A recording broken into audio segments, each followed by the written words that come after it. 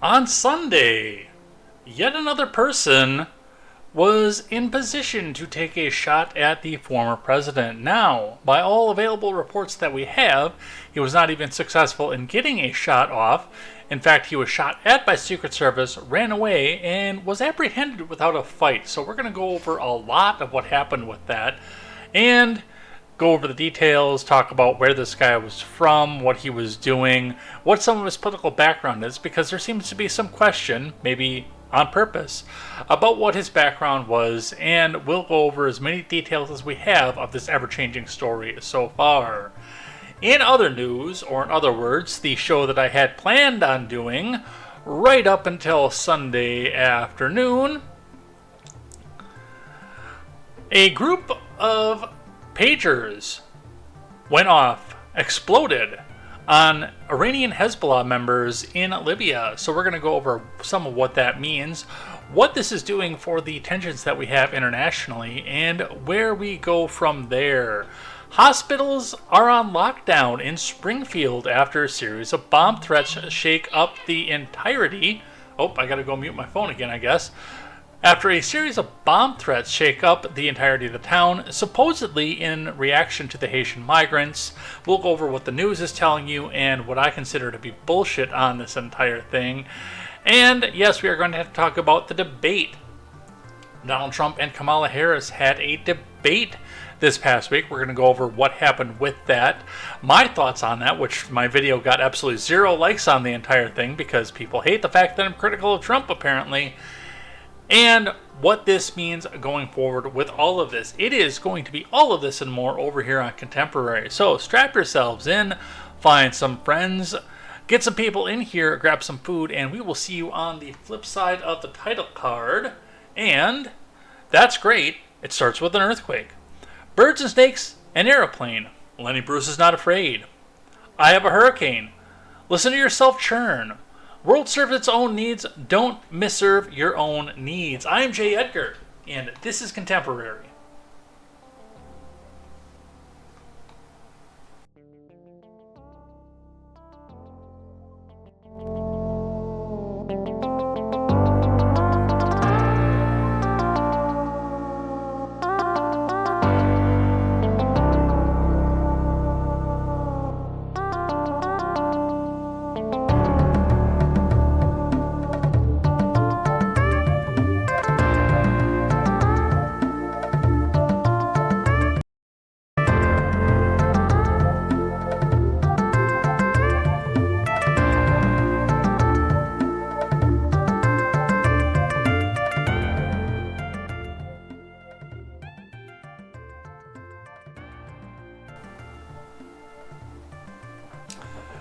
Good evening, everybody. Welcome to Contemporary. My name is Jay Edgar. We have got a host of things to get to here today over on Contemporary.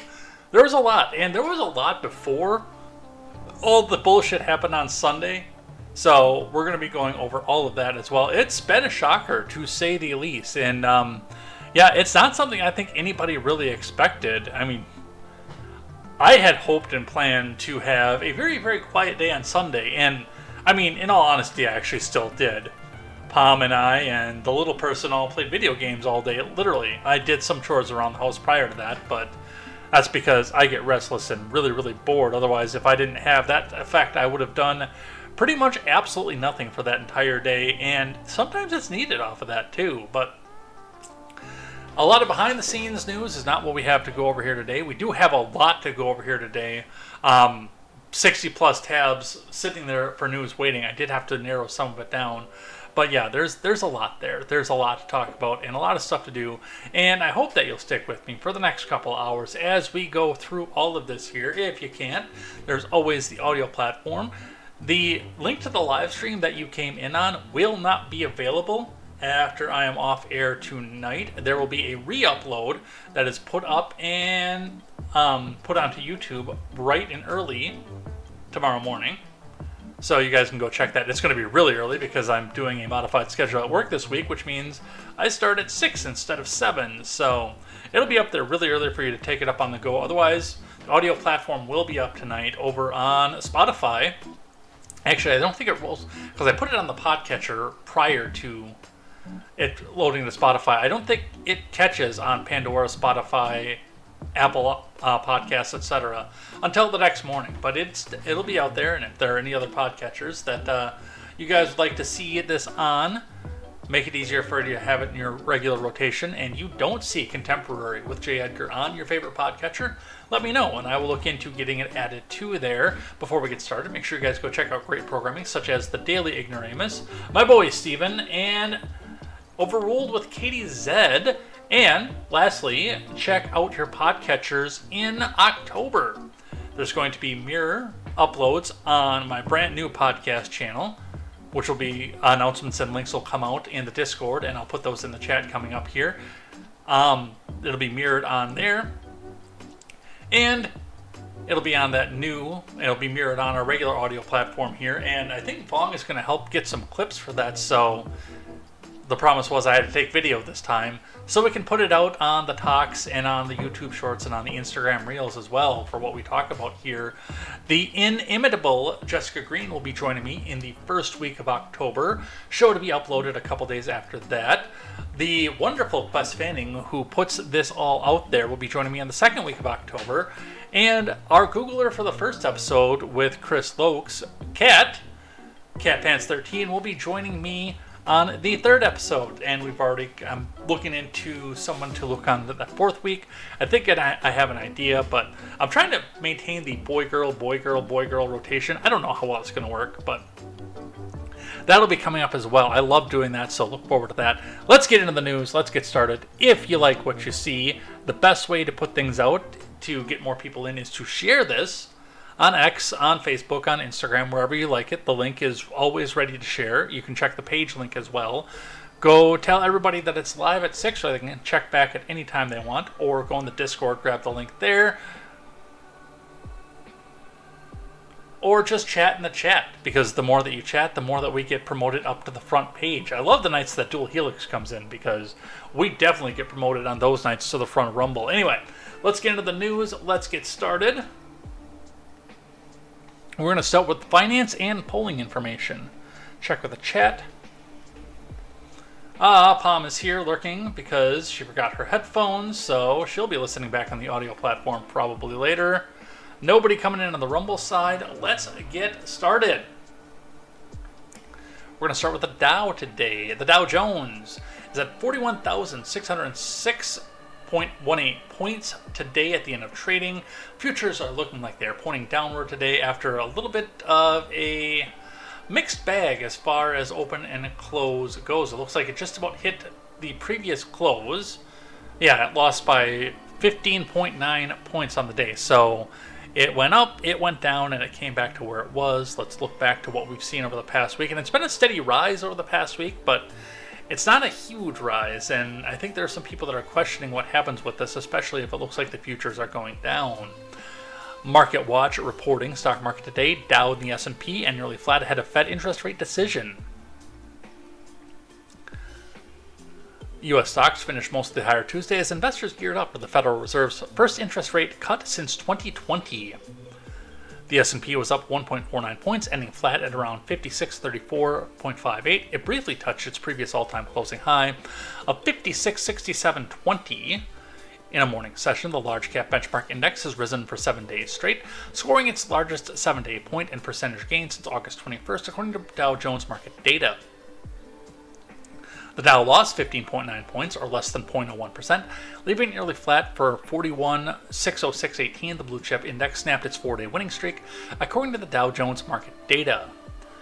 The Nasdaq Composite rose 35.93 points, or 0.2%, ending at 17,628.06. So, the Fed market rate is going to be what's on tap for tomorrow. We will see what happens with that and where that goes.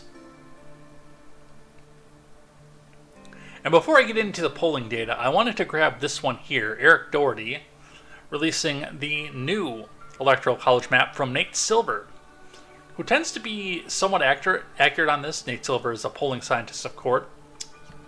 And right now, the map is showing 312 to 226 Trump over Harris.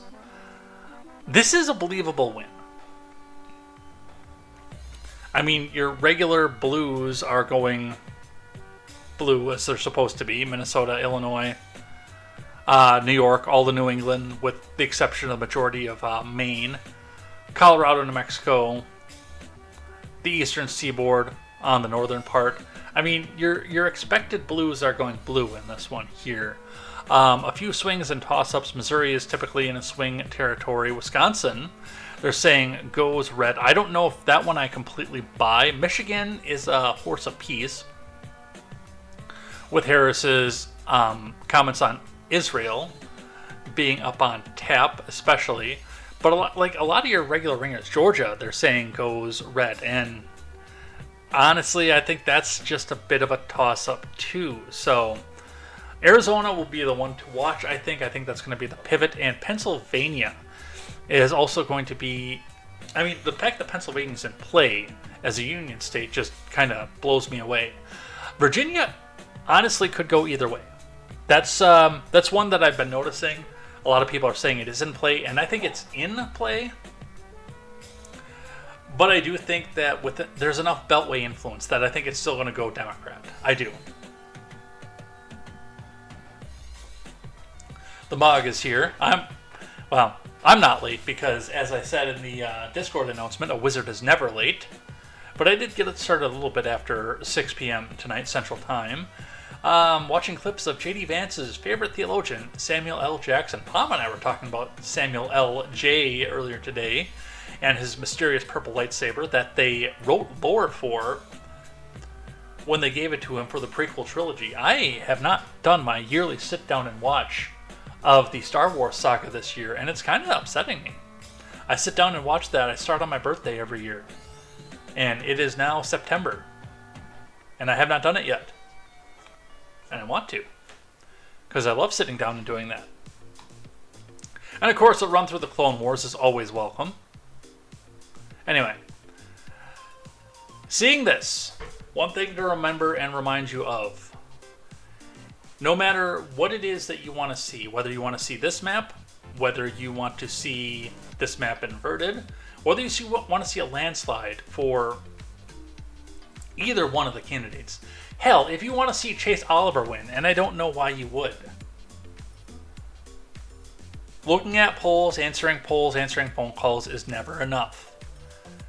You could see something like this and sit and stay home because you're complacent and still lose. Remember, if you want to see a change in the guard in the White House, if you want to see your least favorite senators get overturned, or your favorite senators get put back in, or representatives for that matter, you need to get out to the ballot box, and you need to bring 4 or 5 friends who may be reluctant with you. I'm telling you, I don't want to vote for Trump, and I have made that very clear on this channel. I have no interest in voting for that orange spending spree, but Kamala uniquely terrifies me enough that I would change my mind just because of the fact that it's her. And I feel like it's not a really far stretch to say that, hey, yeah, if you don't believe in the Uniparty, you might wind up in jail over it after seeing some of the things that she did in California. So no matter what the polling says, what Nate Silver says, no matter what, you need to get out to your polls and vote if you want to see an outcome. And while we're at, we'll look at the Real Clear Politics averages. It looks like Harris has actually moved up slightly since we looked at this last week. But we do have some interesting shift in data coming from that as well. So, with a ABC News Ipsos poll, that shows Harris up by 4, but the new Atlas Intel shows Trump up by 3. Another big wall of Harris plus polls in here, including a Morning Consult poll, which shows Harris plus 6. That is the outlier. That is not the average. The average is about 2.2 ahead for the ones that go Kamala ahead. And there are very few Trump plus ones in there. So Harris is now sitting at a +2 spread, according to the aggregate. Ahead of where Clinton was on This Week in 2016, where Clinton briefly only held a +1 polling average. But we'll remember she went on to poll at +4.6 and still lost the election. Biden went on to poll plus 7.8 and wound up honk, whatever you believe, won the election. So if you want to see this change, you do need to get out there and do what it is that you know you need to do. That morning consult poll, I want to know where their polling methodology was, because that's one of the biggest samples that I've seen since I started following this here. Morning consult polled 11,022 voters, but they were likely voters, not registered voters. So a lot of data to unpack here. So I'd love to see where some of this stacks up against other polls, especially as we go back in history. And now, let's get started. The Associated Press, starting us off today, 5 things to know about the apparent assassination attempt on Trump. From Adriana Gomez-Licon and Will Weissert. Footnote on this, the suspect in the apparent assassination attempt targeting Trump camped outside the golf course for nearly 12 hours before a Secret Service agent thwarted him, documents show. Let's read. Mox says, I do the same thing over Christmas with Lord of the Rings. It says, I've been voting against a certain Belle of the Ball for years. I think I'm getting him more votes. The unfortunate part of South Carolina is if you want to unseat Lindsey Graham from his senatorial position, you're going to have to do it at the primary level. Because a lot of South Carolinians will just look down the ballot and say, oh, R. They'll sound like a seal while they're doing it. Or. Former President Trump wasn't harmed in Sunday's apparent assassination attempt as he golfed near his Florida club, but the second attack on his life in barely 2 months is likely to further unsettle an election cycle that's already marked by upheaval. The man suspected in the incident, Ryan Wesley Routh, camped outside the golf course in West Palm Beach with food and a rifle for nearly 12 hours, according to court documents filed Monday. He is accused of lying in wait for the former president before a Secret Service agent opened fire, thwarting a potential attack. He is accused of a fuck of a lot more than that.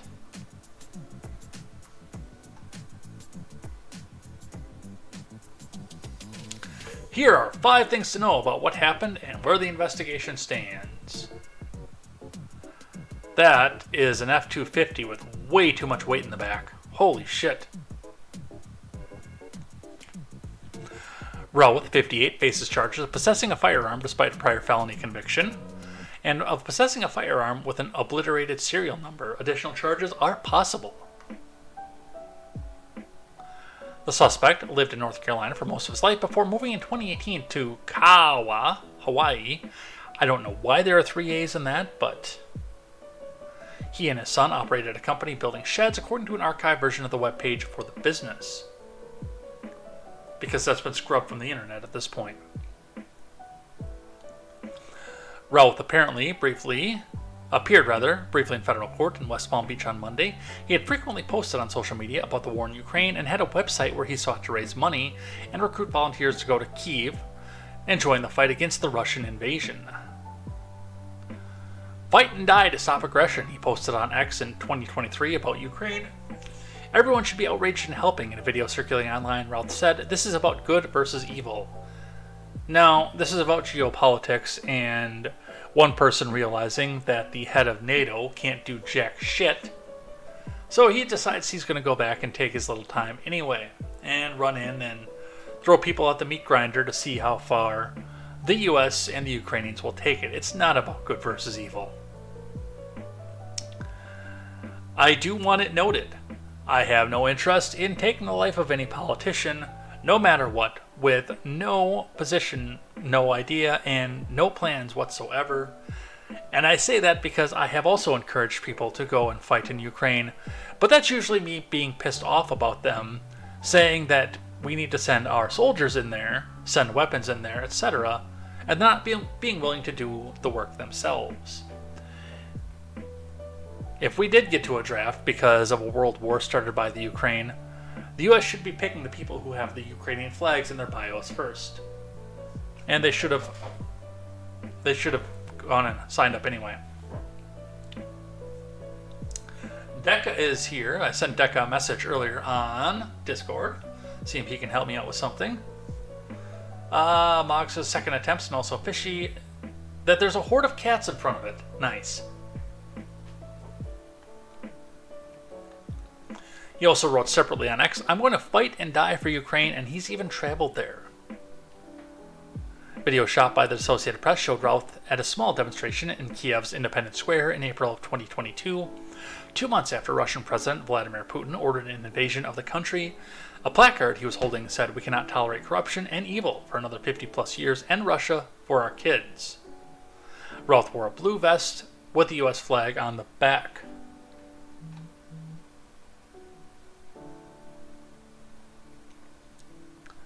Alright. Suspected gunman got close to Trump.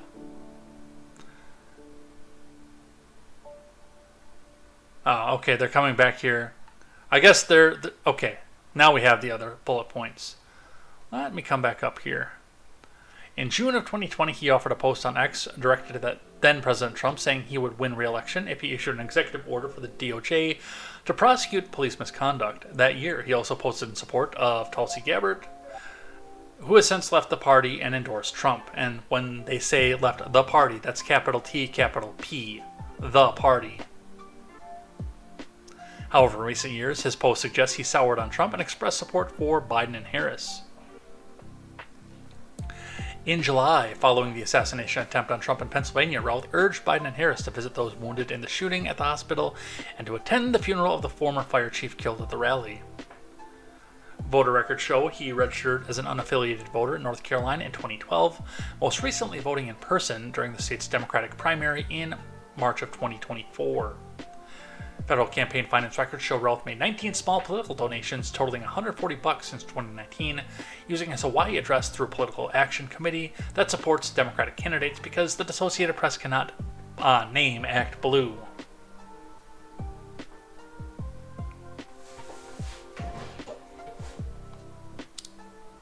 Alright, how did this happen? Authorities spotted a firearm poking out of a shrubbery on the West Palm Beach golf course, around 400 to 500 yards from where Trump was playing. As the former president was moving through the fifth hole's fairway, an agent who was visually sweeping the area of the sixth hole green saw a subject armed with what he perceived to be a rifle and immediately discharged his firearm, said Acting Director Ronald Rowe Jr. of the U.S. Secret Service. Rowe said Routh did not have a line of sight on the former president and did not fire at Secret Service agents before fleeing.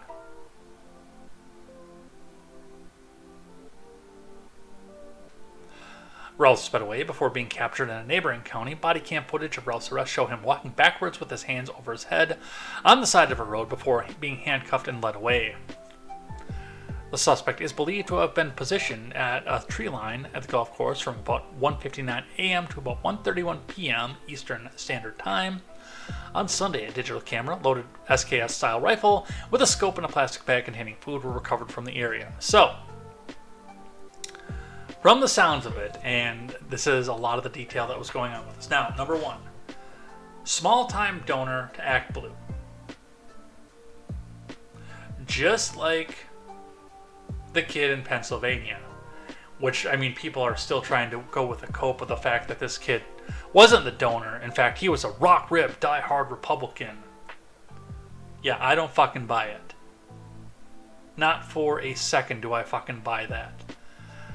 But alleged former Republican who's never registered as a Republican in his life in a closed registration state gets out on the golf course. From the looks of it, I mean, this was a guy, whether or not you believe that he was groomed by certain agencies that'll probably get me banned from YouTube for saying out loud, whether you think that he actually went through these beliefs, otherwise, etc. He wanted this to be on camera. He wanted people to see the fact that it happened. He wanted that to go viral over the internet. He's got a GoPro, he's got a scope. He had food, he was there for 12 hours. I do have some questions about this because he stopped without incident. There was no chase or anything in a neighboring county. He just sat there and surrendered which that in and of itself for an assassination attempt on a Republican is odd because, I mean, that's typically your cyanide tablet moment. That's typically they have a cyanide tablet in the tooth and bite down on it once they're captured.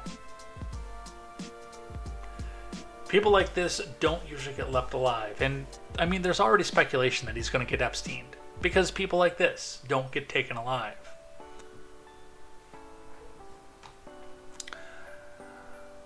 From the sounds of it to me, is he possibly could have been a former Republican, yes, on the Bushite side, because he also expressed a lot of interest in Haley during the primary.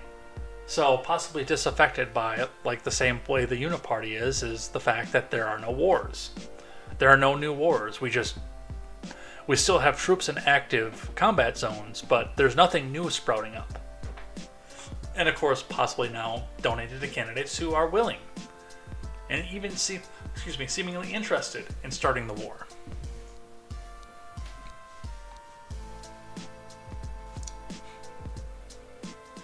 Palm says, wait, are the immigrants from the insane asylum eating those cats? Mog says, the dogs ran away. I buy the first one more than I do the second one. Yeah, same here. Decca says, the old reinforced shoestring in the jail cell. Yeah, that's possible. We'll see what happens with that. He had a gun sticking out of the fence that didn't take a shot at Trump's ass, which is a large target, I will admit. He's more of a plant than a fake flowers on a Big Lots table display. So, some reactions to this. The suspect is charged. Gunman charged in apparent Trump assassination attempt from Avery Lotz and Serene Habashian.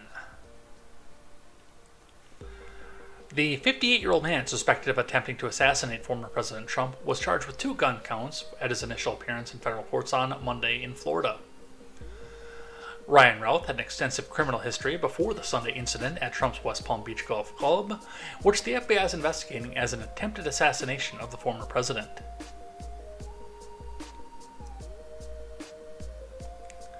He was charged with possession of a firearm by a convicted felon and possession of a firearm with an obliterated serial number. Routh, who multiple reports say formerly lived in Greensboro but at some point relocated to Hawaii, appeared before Magistrate Judge Ryan M. McCabe on Monday. Officials said he could face up to 15 years in prison if convicted on the first charge and possibly 5 years if convicted on the second.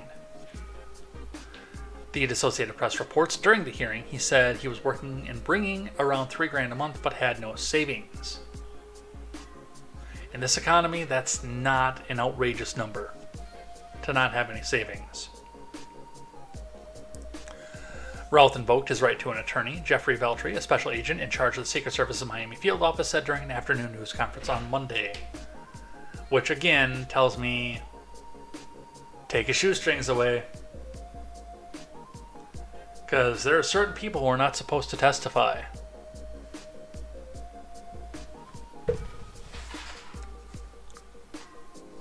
Routh was previously convicted of felonies in North Carolina in December of 2002 and March 2010, therefore was prohibited from possessing a firearm. Mackenzie LaPointe, U.S. Attorney for the Southern District of Florida, said.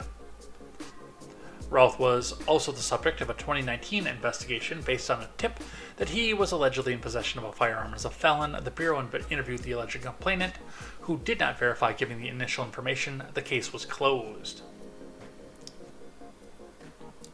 So, a lot of stuff moving, and, well, let's point out here, too, a lot of laws had to be broken in order for him to get here. For the firearm, and we're not getting any sort of source on the firearm because the serial number was scraped off, so of course we don't know whose it was initially. But I'm sure it was a back alley sale with cash from somebody who was stupid enough not to check a criminal history on a person. That's why I say I'm very, very open to the idea of private gun sales, but with federal laws being what they are, you really need to know who you're private selling to. The only thing I've ever bought in a private sale, 2 actually, that I bought off a private sale, one's been from a friend of mine who was told that he had to downsize because his girlfriend was getting on his case, and one was from my brother-in-law, who can very much verify through family what my criminal history is, even if he didn't know me himself. You've got that former felon in possession, well, still convicted felon in possession. A lot of things had to be overlooked just for us to get this far. But a lot of things have to get overlooked just for us to get this far in any of these situations where somebody has a, quote, assault-style rifle. It's always, he was known to the FBI over and over again. So, yes, and I understand. I mean, there are people saying that he was a member of a certain agency. I don't know if I can say it on YouTube. What I do know, thanks to the Quartering, whose show I haven't ever really watched, even though he's a fellow Wisconsin boy like me. But the Quartering brings up the idea, or the point, that Ralph's Twitter/X account was scrubbed. His Facebook account was scrubbed immediately, and I had no question that that was going to happen. But on Elon's platform, I actually thought that this was going to stay here for the public record so we could go back and see the crap. Now, before they got to it, a lot of stuff got archived on this, so there are people, especially on the Chans, who are furiously going through every point of detail, and the FBI agents in the Chans are also trying to make sure that nobody gets too close to the actual reality of what happened here. Mog says, to be honest, I have more faith in a Packers Super Bowl berth against the Jaguars than this. By berth, do you mean victory? I don't know where berth came into this. But the Quartering also pointed out, yes, X has deleted the Trump Assassins account, so we cannot pour through his post. What's up at Elon Musk? Which I remind you, and I reminded Palm of this the other day too when this all came about, was that Elon Musk is no longer the CEO of Twitter. He passed that along to Linda Yaccarino, who is, again, algorithmically demoting people, myself included. I have debated doing the $8 check mark just to see what it does for reach, especially since I am promoting a business and hopefully promoting a second one on there, but as for right now, no. Elon Musk wouldn't be able to do anything about it other than slap Linda Yaccarino on the hand. Ron DeSantis, almost immediately with this one. Look, it's not the best interest of our state or our nation that the same federal agencies seeking to prosecute Trump are leading this investigation. Let's listen. In my judgment, it's not in the best interest of our state or our nation to have the same federal agencies that are seeking to prosecute Donald Trump leading this investigation, especially when the most serious, straightforward offense constitutes a violation of state law, but not federal law. In addition to holding the suspect accountable, the public deserves to know the truth about how this assassination came to be. In my judgment, it's not in the best interest of... And I don't say this very often, but I agree with the Florida man on this one. I'd like to have an independent investigation, or even, yes, in a case like this, a dependent investigation. Because Ron DeSantis is going to be working to get a certain outcome from this investigation, but I want to get this outcome too, because while I would both sides political violence and say that I would want the same outcome if somebody was going up and shooting up. And no, I'm not encouraging this, YouTube, but if someone were to go and take a shot at Harris or Pelosi or something like that, I would want the same kind of investigation, and not at the hands of the federal government. I would want the locals to have a second, separate, or independent investigation. But the issue is that this kind of violence only goes one way. I mean, you can't even both sides the capital, quote, insurrection on something like this, because it's a completely apples and oranges comparison on something like this. A target of one person versus several people rioting, airing their grievances with the government. And government agents didn't even die on the spot. There's a world of difference between the two of these things. And let's recap. What did we have on violence to the left? We had a congressperson get mugged, and AOC had to go put her hand up to avoid taking questions. And what was that annoying kid's name that tried to call her a big booty Latina in front of the Congress steps?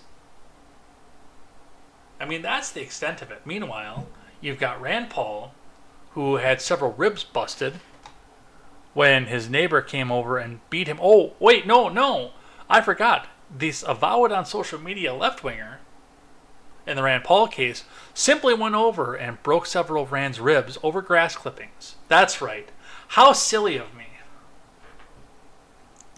And the Bernie supporter who went over and launched a few bullets, possibly nearly killing Steve Scalise in the process, at the congressional baseball game, and now 2 against Trump. And yes, I want to see them all investigated to the full extent. I am against the federal government in every aspect of the imagination.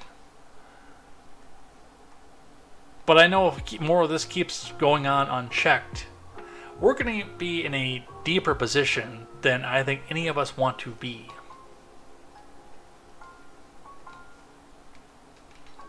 Briefly from the Associated Press.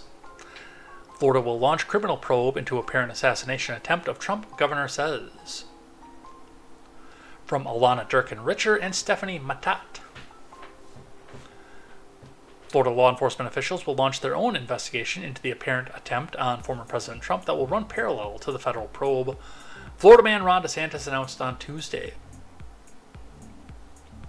The governor said Florida prosecutors will pursue the most serious charges available under state law, including attempted murder in the state-level investigation into Ryan Wesley Routh, who was charged on Monday with federal firearms offenses.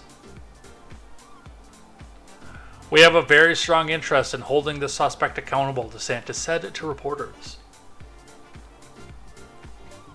It's not uncommon for state and federal law enforcement agencies to run simultaneous investigations into crimes, as states may be able to bring charges that are unavailable at the federal level and vice versa. So, I'm also very interested to see what difference there is in the two investigations. That especially piques my interest. So, let's keep going. Briefly from the Daily Wire. No video with this one. Gunman targeting Trump hid on golf course for 12 hours before Secret Service spotted him. Per Feds from Zach Jewell. Rowe's cell phone pinged at a spot near the edge of Trump International, beginning at 1:59 a.m. Sunday morning.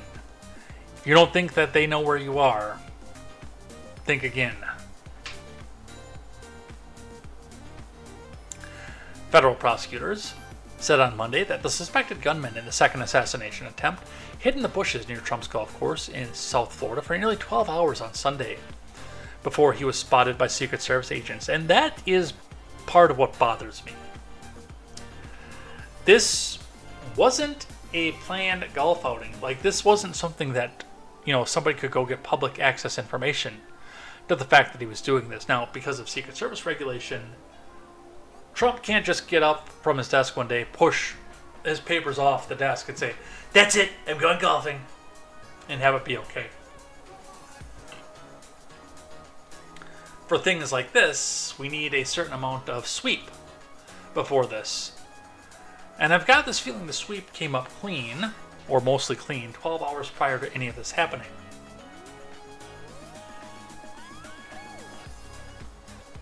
Did he know about the fact and when the sweep was going to be? Did they just miss it? Did they miss it on purpose? I have questions.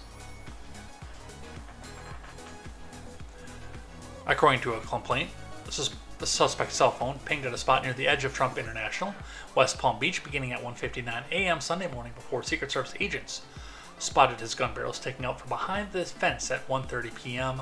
The New York Post reported the Secret Service reportedly opened fire at Ralph before the suspected gunman fled the scene. Ralph was then pulled over and detained by authorities in Martin County, Florida. So, yeah, that in and of itself gives me more questions than answers. I'm on the same page as the MOG at a point like that.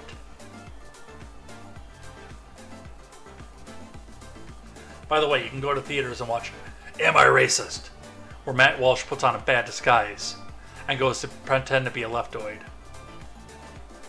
Would-be assassin's gun had filed off serial numbers, was banned from owning guns. We actually know about this one already. Skip this one.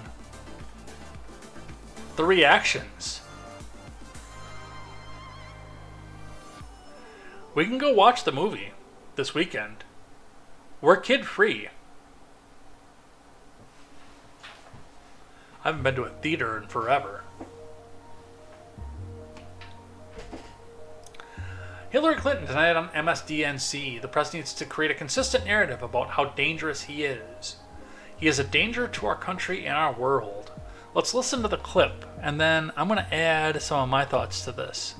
Because I don't think it's as simple as End Wokeness tries to make it out to be. Let's listen. And I don't understand why it's so difficult for the press to have a consistent narrative about how dangerous Trump is. The late, great journalist Harry Evans, one time said that, journalists should, really try to achieve objectivity. And by that, he said, I mean, they should cover the object. Well, the object in this case is Donald Trump. His demagoguery, his danger to our country and the world, and stick with it, and I don't understand.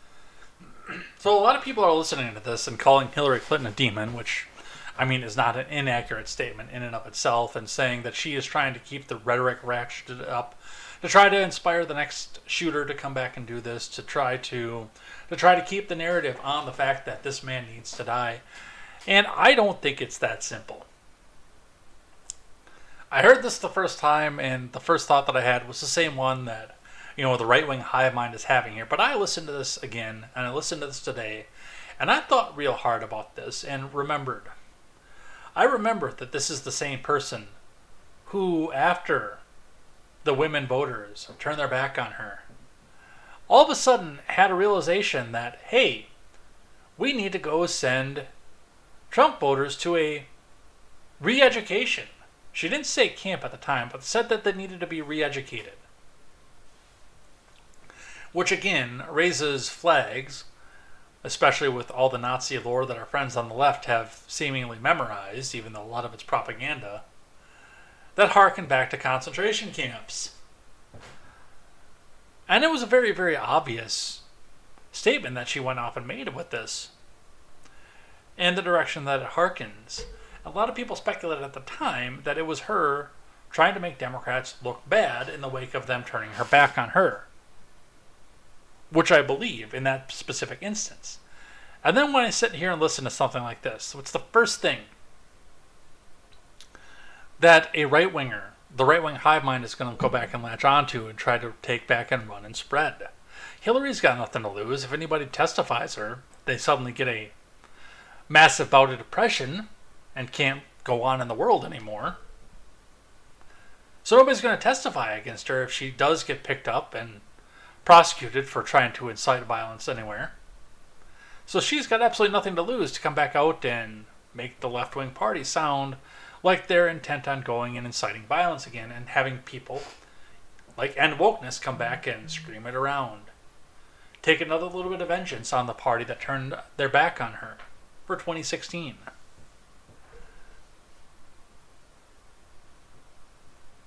Yeah, and Wokeness even comes back out here and says Hillary chose to deliver this message one day after a second attempt on Trump's life. She knew exactly what she was doing, which that second point I don't disagree with, but it's not what you think that she was doing. That's the problem.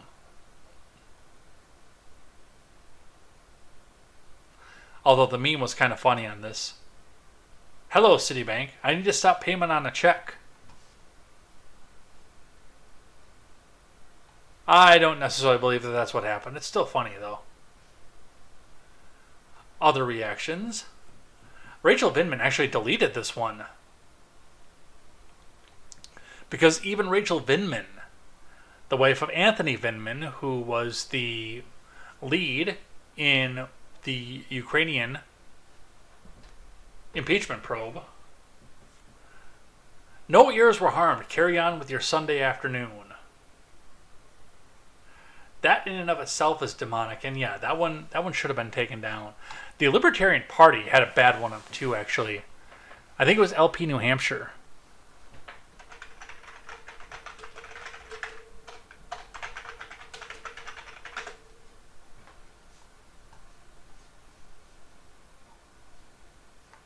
Yeah, this one, which I thought was tremendously stupid. We'll switch over to Chrome for just a sec, because that was the quickest I could go back and get this up.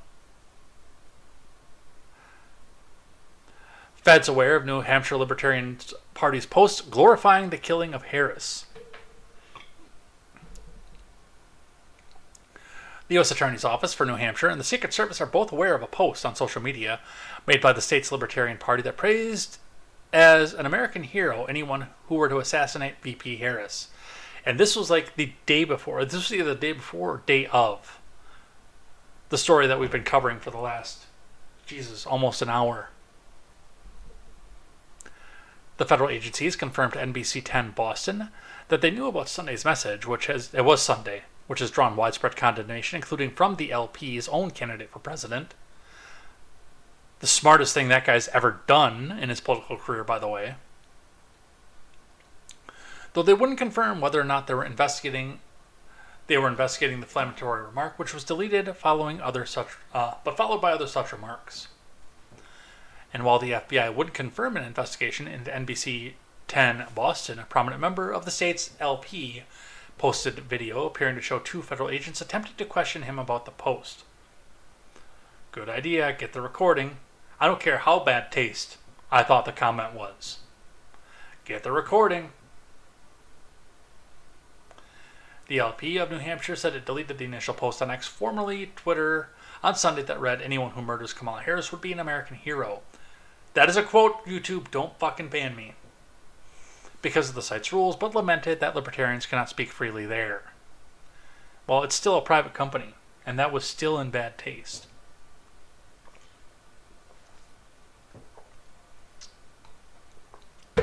So there is that. Yeah, Rachel Vindman backpedals a day late, and no one is buying it. From Virginia Kruta. Rachel Vindman, whose husband Alexander Vindman was a key witness in the first impeachment of former President Trump, backpedaled on Monday after facing a virtual tidal wave of backlash for some things she said about the second assassination attempt on Trump.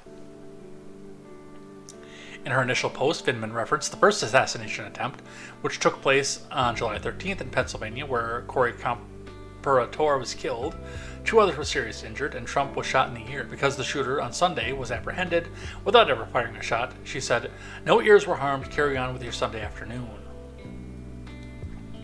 She later doubled down, saying she was not even a little bit sorry for triggering people with her comment, but by Monday she had changed her tune. "I have deleted my X. It was flippant, and political violence is a serious issue," she said via X. Whether it's aimed at a former president, the media, immigrants, or political enemies, and yeah, she's trying to throw the J.D. Vance comments under the bus in the same thing. And every incident should be addressed appropriately if we want to change the tenor of our political discourse.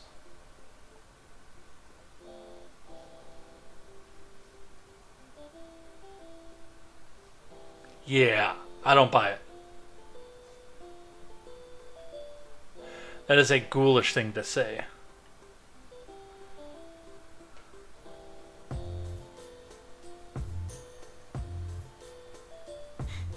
Deca says, "Hold up, I need to find out if I'm racist." The answer is no, just to clear that up. I still kind of want to go see the movie. Palm says, "No hating on the Packers." That one I can't read out loud.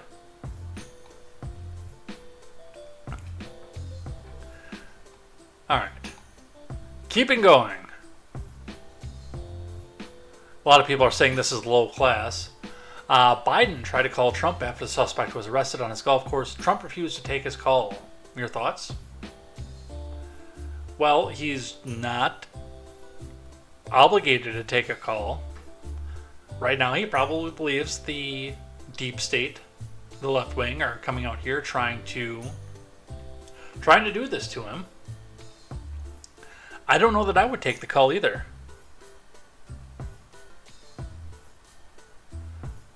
I don't know what movie that is because I've only ever seen like 5 movies in my life. We watched Tommy Boy last night. That was almost on things that I like this week.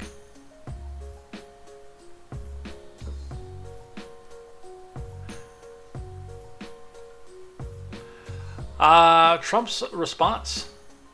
No video, of course, again. Kamala's rhetoric, causing me to be shot at, would-be assassin, acted on it. From Ryan Saavedra. Former President Trump said that extreme rhetoric from Biden and Harris directly led to a second assassination attempt on his life over the weekend.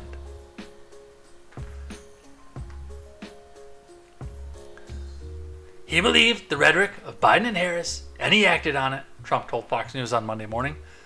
Their rhetoric is causing me to be shot at when I'm the one who's going to save the country, and they're the ones destroying the country, both from the inside and the out. These are the people that want to destroy our country. It's called the enemy from within, and they're the real threat. Ooh, some Stardom music. The chicken game, in fact.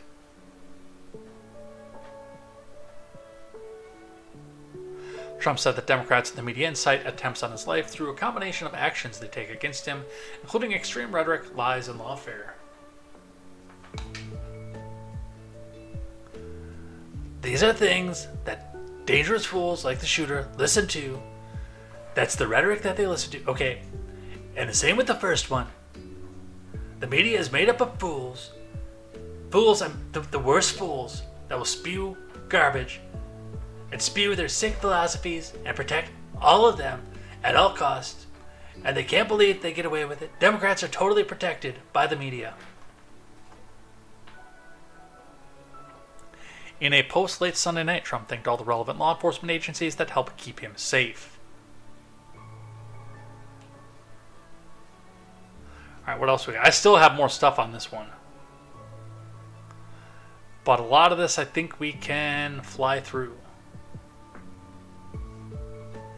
New York Times referred to Trump assassin Ryan Routh as a crusader for causes large and small. Archive for when they stealth edit. From Libby Emmons. New York Times painted a rosy view of Trump would-be assassin Ryan Routh, arrested on Sunday in Florida on 2 federal gun charges after he lay in wait at Trump's West Palm Beach golf course with a long rifle and a scope. The Times wrote that Routh has been a serial crusader for causes large and small, dating back to at least '96 when he campaigned against graffiti in Greensboro, North Carolina, where he lived for decades. The Times also wrote that Routh in 2023 after speaking with him about his involvement in the Ukraine conflict. So, not necessarily something that's happening now, but I mean, this is a person who's been on the public radar for a while. I know the headline is misleading. The Post Millennial is a very right-leaning website. Because, I mean, if you just read the headline, you would think that the Times posted this after the attempt. But it looks like this was all from before.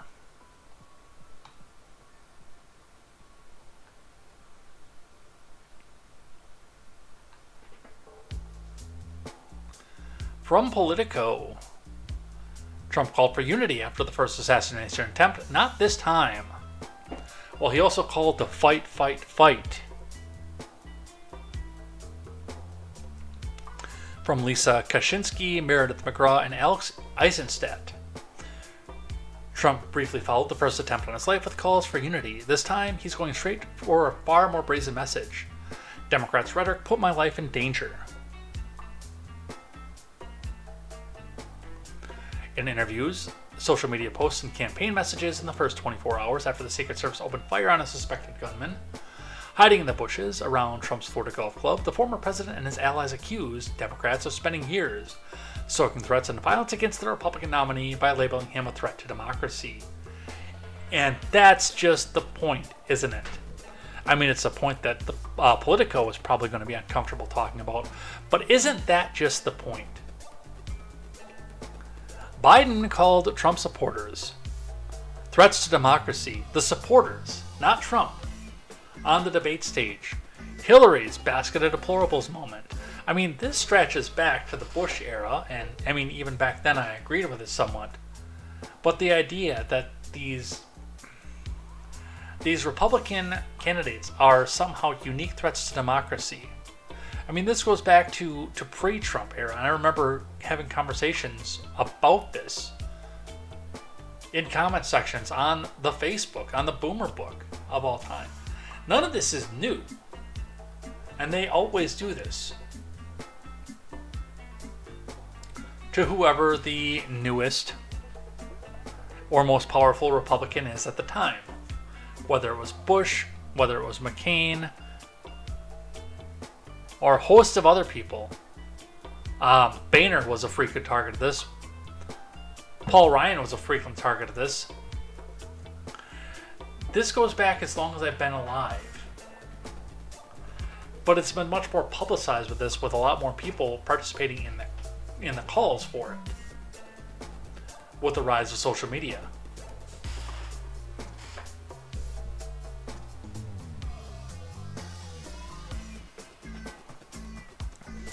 It's a strategy Trump's advisors view as a way to hold Democrats accountable for rhetoric they argue without evidence has endangered the former president. I love that without evidence part. Because Politico is telling you right now to dismiss whatever Republicans say on its face.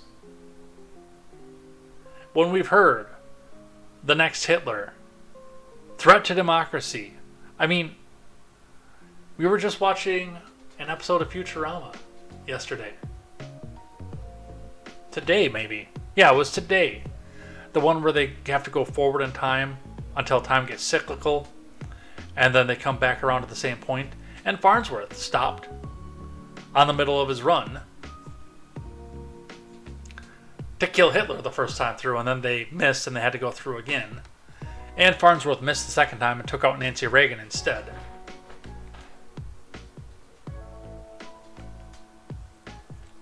But if you're killing Hitler, Stalin, or Putin in our today's charged political rhetoric, after being, everything you've been told in school about Hitler, Stalin, etc. Maybe not Stalin because they idolized the Communist Party, but I can't think of the Italian fascist dictator, Mussolini. If you think you're taking one of those people out, you're vindicated for something like that. And the rhetoric has been, since the very beginning, the Orange Man is the more retarded version of Adolf Hitler. What did you think was going to happen? But Politico doesn't want you to believe any of it.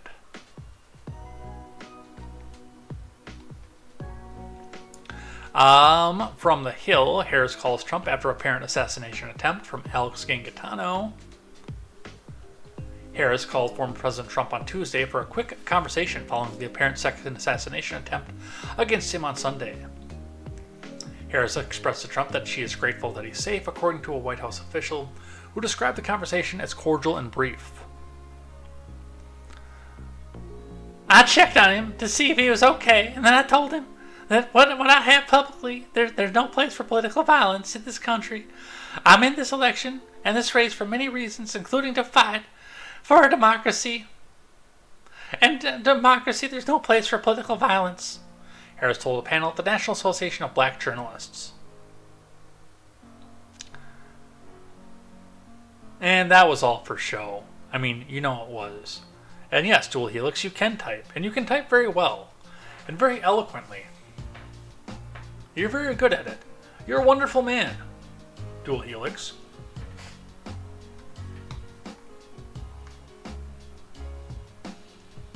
Let's get through a few more of these. I'm going to skip this one because We know that he had delusions of grandeur and was a recruiting officer. By the way, the Ukrainian army basically said he was too nuts for them. Allegedly. I was not able to follow up with that, so I don't have an article on top for that, but that's been one of the rumor mills that's been going around. What are we doing if not talking about our image? From our friends over at NPR. Vets helping Ukraine worry Trump assassination attempt. Suspect will hurt their cause. Heard on Morning Edition. This is from Quill Lawrence and Joanna Kakasis. And remember, NPR is only 10% government funded, which means they don't need your money, they need our money, comrade, to make sure that they can tell you that it's okay. And it's not political violence, or it might have been deserved because of the way he was ramping everything up. So remember, hit that donate button. NPR is national progressive radio, never printing reality. Let's see what it is that they have to say. Many questions remain about the man accused of planning to assassinate former President Trump at his Florida golf club. Ryan Wesley Routh had a criminal record and a ping-ponging political allegiances. Bullshit. And in a detail that's drawing some scrutiny, he also traveled to Ukraine after Russia's full-scale invasion in 2022. Adrian Bonenberger, an Afghanistan vet who co-founded American Veterans for Ukraine, said he was horrified to hear of a second attempted assassination of Trump, but also dismayed when he heard about Routh's background. When I heard he had a connection to Ukraine, of course, my first thought was, oh no, that's horrible. People are going to get the wrong impression, Bonenberger said. Yeah, let's ignore the fact that our political rhetoric is so ramped up that people are literally shooting at candidates, or at least one candidate. And instead, let's worry about, oh no, this is going to affect our ability to wage war in Ukraine without actually being in war in Ukraine.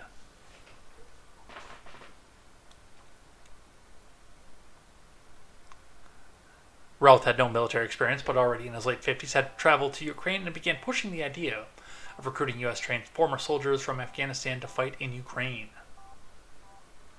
I'm talking to 100 soldiers every day, he claimed in a 23 interview with the news site Semaphore. Routh admitted in the interview that Ukrainian officials opposed the idea and pretty much yelled at me every time that I suggested that we bring in the Afghans. So, yeah, and Semaphore wasn't having a shit. I think Helix is right, and that guy kind of looks a little bit malnourished there.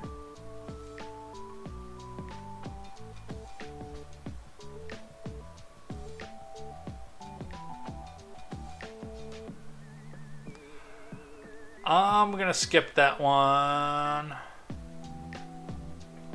So yeah, that is all the news that I have for the assassination attempt that I can at least confirm right now.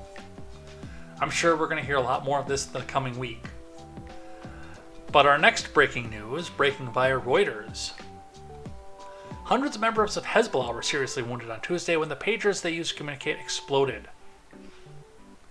Here's one video of the pager explosions.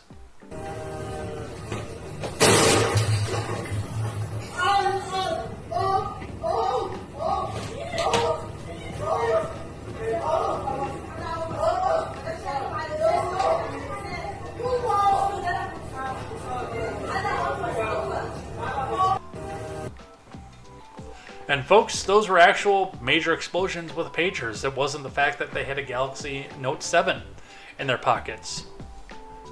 That's a dated joke right there. Holy shit.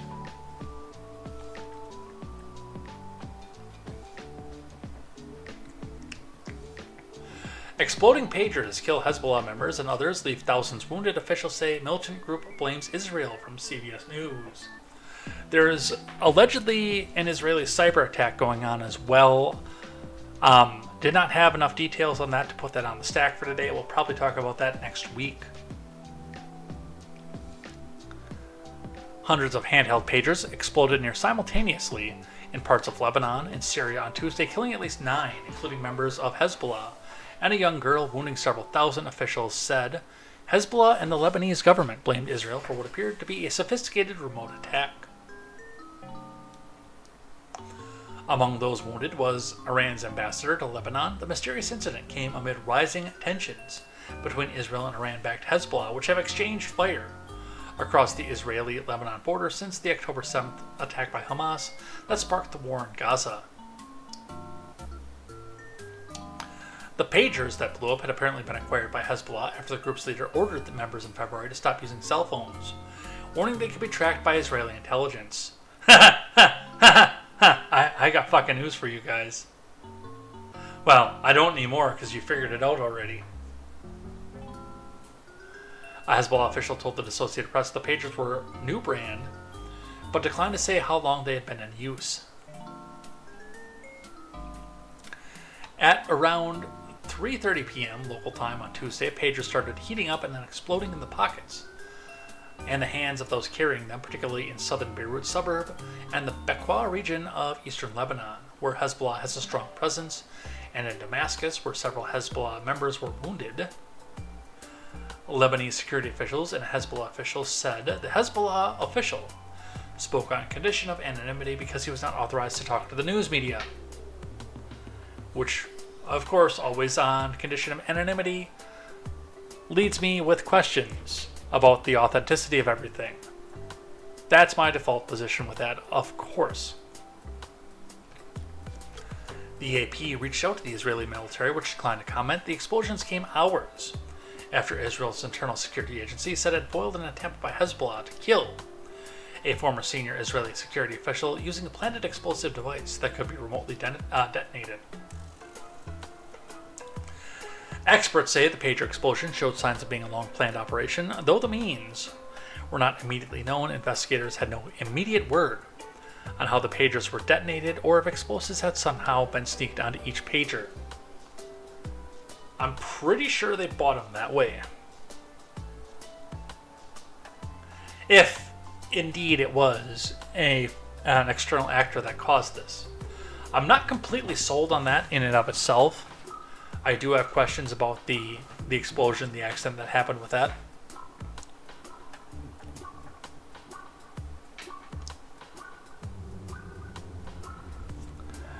The U.S. said Tuesday it was not aware in advance and had no involvement in the mass explosions. I can tell you that the U.S. was not involved in it. The U.S. was not aware of this incident in advance, and at this point, we're gathering information, State Department spokesman Matthew Miller told reporters.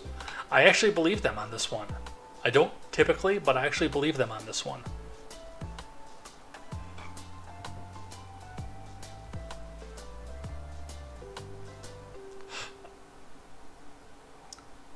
There was blood on the roads. Eyewitnesses described carnage in Beirut following pager explosions. From Mohammed Hanoun. Now, the ones that we saw didn't seem like they were very big explosions. They were enough to knock someone off their feet, I saw. But I'd be interested to see what some of the bigger, more fiery or more bloody explosions were.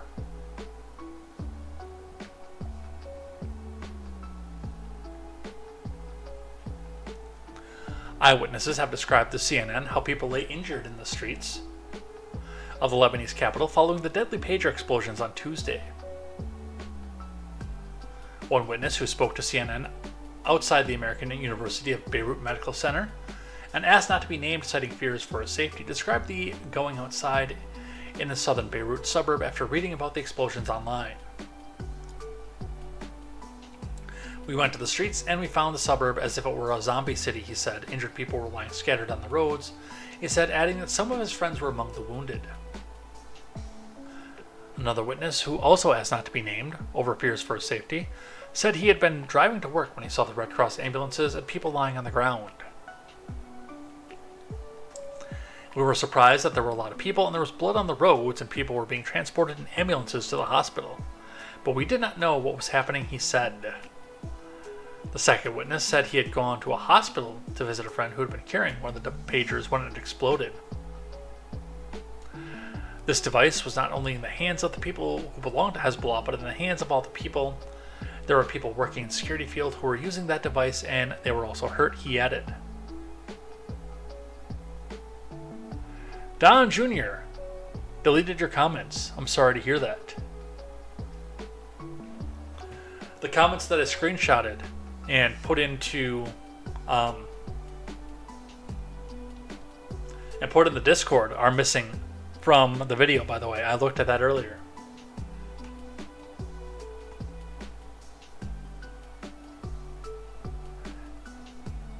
You're right to be afraid at this point. Now, I don't think the government is going to blow up your iPhone in your pocket without just cause. I don't think they're going to do it, period. But it makes... I mean, it would make me a lot warier. Knowing that I have a device in my pocket where the FBI can find me at any time that they want, number one. And number two, that yes, an actor of some sort, that we have no idea if it was foreign, independent, otherwise, was able to do this to several members of this group. Makes me think twice about it. The Oil Ocean Zone from Funk Fiction is tremendous, by the way.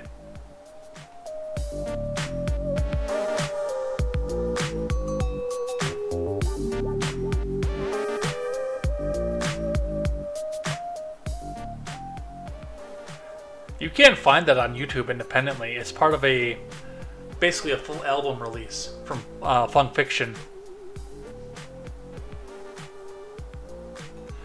But it hits hard.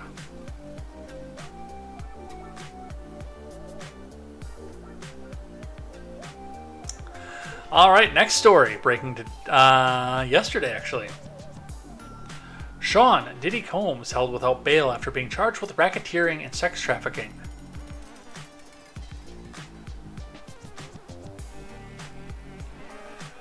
Sean Diddy Combs was held without bail on Tuesday after being charged with racketeering conspiracy for allegedly running an enterprise that he engaged in sex trafficking, forced labor, kidnapping, arson, and other crimes. Well, that sounds like a charming fellow, doesn't it? You remember when he used to be called Puff Daddy? And then P. Diddy at whatever point? And now it's just Diddy, which might have actually been short for diddle, now that I think about it. Yeah, I went there.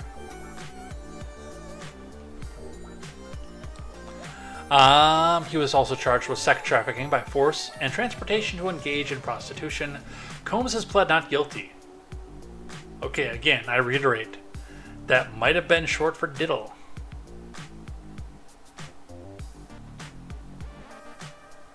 Yes, we've heard about the plan to annex Baja California.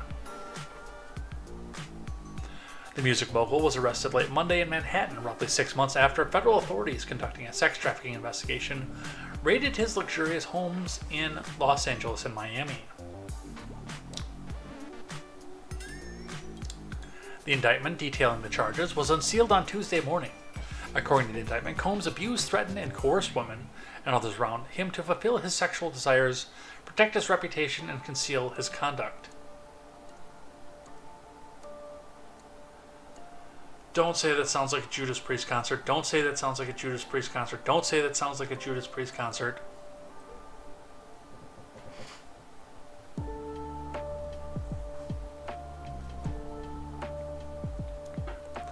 Combs, 54, relied on employees, resources, and influence of his multifaceted business empire to create a criminal enterprise whose members and associates engaged in and attempted to engage in, among other crimes, sex trafficking, forced labor, kidnapping, arson, bribery, and obstruction of justice, the indictment said.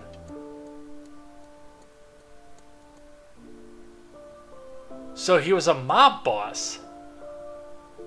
Weird. Diddy allegedly controlled women by plying them with drugs, withholding financial support, and resorting to violence. Allegations that mirror 11 civil complaints filed against him since 23. Federal prosecutors sought pretrial detention, calling him an extreme danger to the community. The defendant, Sean Combs, physically and sexually abused victims for decades, U.S. Attorney Emily Johnson said. He's a serial abuser and serial obstructor.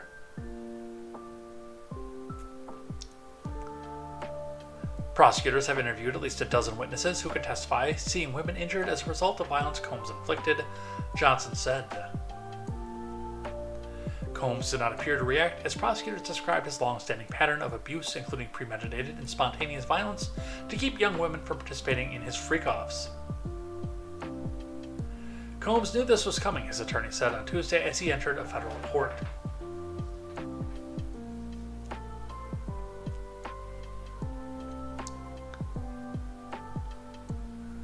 You know what the worst part about this is? I do agree that he should get locked up. I do.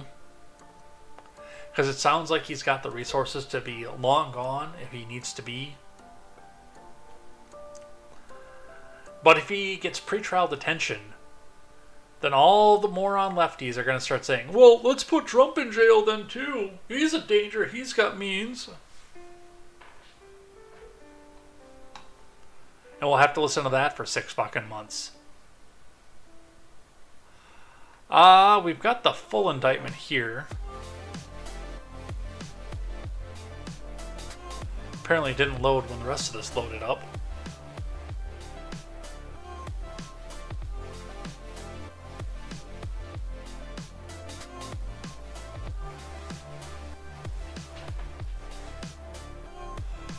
Apparently that's not going to load. Because it's supposed to load up right there. It must be a setting with Brave, so we'll skip this one. What's going to happen with that? I don't know. I don't have a crystal ball. No Santeria being practiced here. I mean, I feel like what we know with Weinstein and Epstein and people like that, if a lot of this was going on, I feel like we would have heard about it prior to this. At least at a supermarket tabloid or something, but like I didn't even know that Diddy still existed until they talked about the investigation a couple months ago. Let's talk about this wild story out of Springfield. So, post-debate, we have the argument that the calls that Trump and Vance have talked about Haitian migrants in Springfield, Ohio, eating the pets, have caused a series of violence to be perpetrated against Springfield, Ohio. I'm going to read this verbatim, and then I'm going to tell you why I think this is an asinine idea. From CNBC, Ohio GOP Governor DeWine says at least 33 bomb threats prompt Springfield to begin daily school sweeps. From Kevin Poinier and Josephine Roselle. Ohio State Police will conduct daily sweeps of schools in Springfield after authorities have been forced to investigate at least 33 bomb threats that led to evacuations and temporary building closures, Mike DeWine said on Monday. We want to make sure, as school continues this week in Springfield, that parents have confidence that the school is in fact safe, the Republican governor said at a press conference. Each bomb threat has been a hoax without any validity at all, DeWine said, but that's the problem with bomb threats. I don't know if there has been a called-in bomb threat that's actually had a bomb. But for regulations, especially surrounding public areas like hospitals and schools and government buildings, they have to act as if it is actually a threat, like there's something actually going to happen. Because if they treat it as a hoax, which most of them are, not all of them are, then the one time one of them goes off, it's going to be all over. And I mean, we've seen this with the Target thing, and several Targets being threatened with bomb threats, which turned out to be disaffected leftoids who were pissed off by the fact that Target had capitulated to the Republican agenda because they didn't want to get the Dylan Mulvaney treatment. There was another prominent one too. I don't remember what it was, but another prominent place that didn't make any sense for there to be bomb threats. But then now, the narrative is that Haitian migrants are eating the pets. And that is causing MAGA to be so angry that they're threatening a bomb in places that non-Haitian migrants go. Which makes 100% zero fucking sense to me.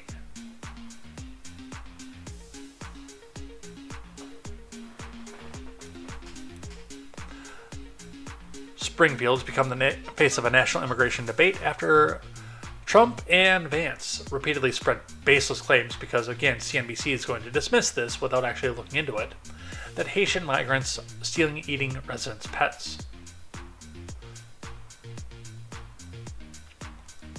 My first thought to this immediately from the beginning is, I don't know whether or not they were. I have not seen any evidence to, but I also know what the Haitian culture is. But it's also got people talking about this, and I don't know of anybody at this point who can remember a single line that Harris got off on the debate. We'll talk about that a little bit later. But we know about the Trump, I'm speaking moment. And we know about this. This has been what everybody's talked about, basically until they found that fucking kook outside the golf course.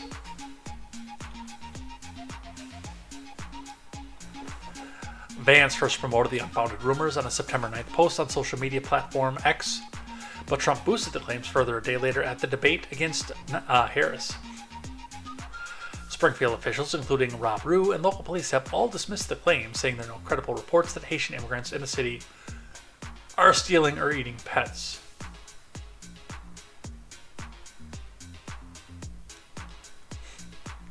Bomb threats that were later proven to be false have since forced the evacuation and closure of schools and government buildings in Springfield, which again, it makes zero sense to target those places with a bomb. The people you are attempting to save from the Haitian migrants are the majority of the people that use the services that you're allegedly calling bomb threats in, and we'll touch on what actually happened with that later.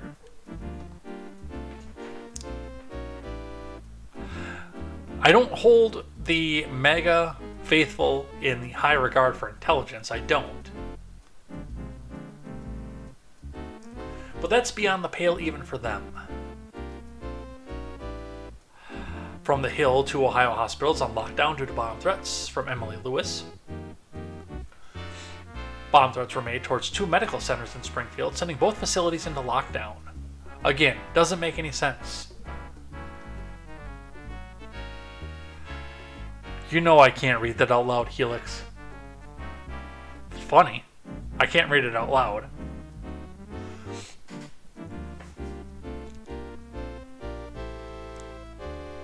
On the morning of Saturday, September 14th, the Springfield Police Division was alerted to a bomb threat against 2 hospitals in the city. Kettering Health Springfield, located on North Limestone Street, was one of the alleged targets, according to Kettering Health. Police notified the hospital security team, who put the hospital under temporary lockdown. Police officers and the hospital security team worked together to search the premises and did not find anything suspicious. Kettering Health says the lockdown has since been lifted. Mercy Health Springfield Regional Medical Center was also set to temporary lockdown after officials heard of the alleged bomb threat around 0600. Police and security on site searched and found nothing, determining the threat to be not credible at this location as well. A spokesperson with Mercy Health says the hospital continued to operate during the time. Which that in and of itself surprised me, that it continued to. But still, it makes absolutely zero sense.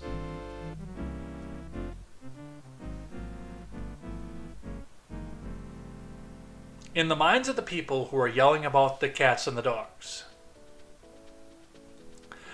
they are attempting to save the people of Springfield, Ohio. Hey, look, it's Super September. In September. They're attempting to save the people of Springfield, Ohio. So why would they pull out a bomb threat against them? That's stupid.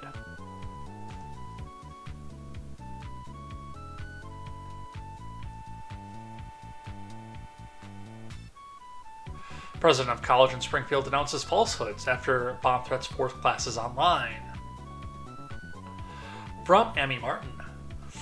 The president of a small private liberal arts college in Springfield, Ohio, on Tuesday denounced falsehoods spread by Trump and his running mate after they claimed that Haitian immigrants were eating pets, an amplified rumor that led to bomb threats being called into schools.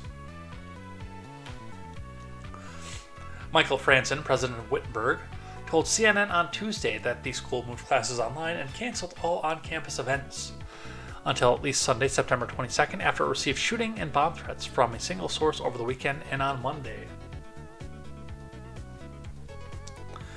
Some have been very general and some have been specific and actually named students, Franzen said on CNN about the threats. It was a student if they named students, you moron.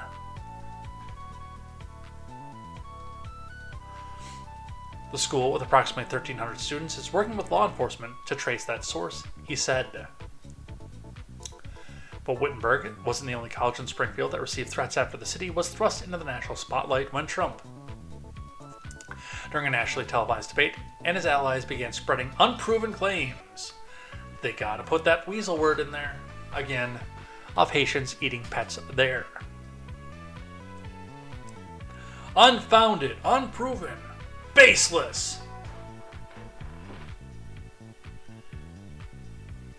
Clark State College, a public community college with approximately 6,000 students in the city, moved online through Friday after it received a shooting threat on Saturday and a bomb threat on Sunday.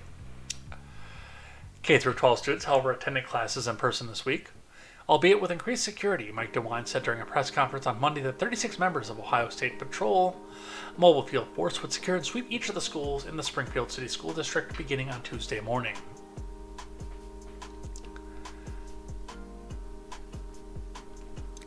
I don't want to go full tinfoil on this. But again, it's the same MO every time something is thrust into the spotlight that makes Democrats look bad. And all of a sudden, that city has bomb threats against it. From services that are utilized by the people that the MAGA people who are supposedly perpetrating this stuff are trying to save.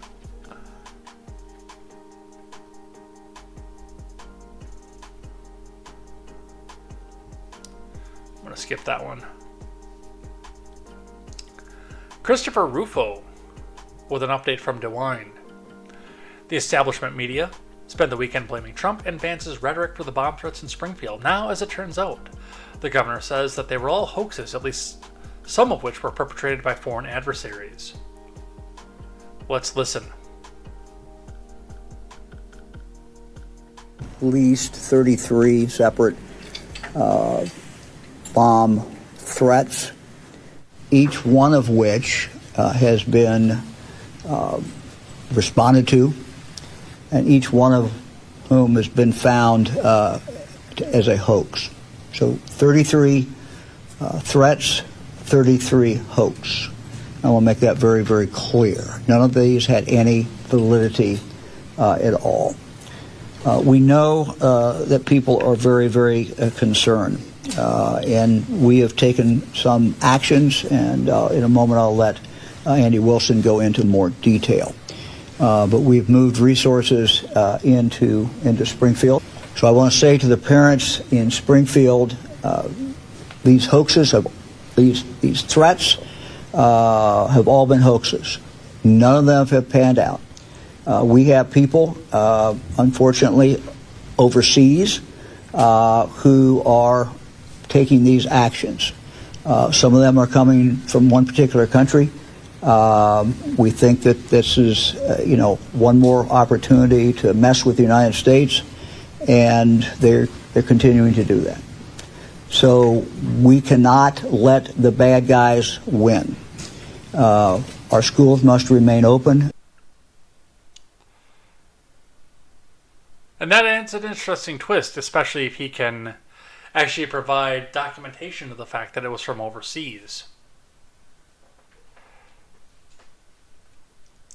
Because typically, the people that are overseas are not really, really big fans of the Donald. Or they're trying to mess with electioneering, too. So, something to keep in mind.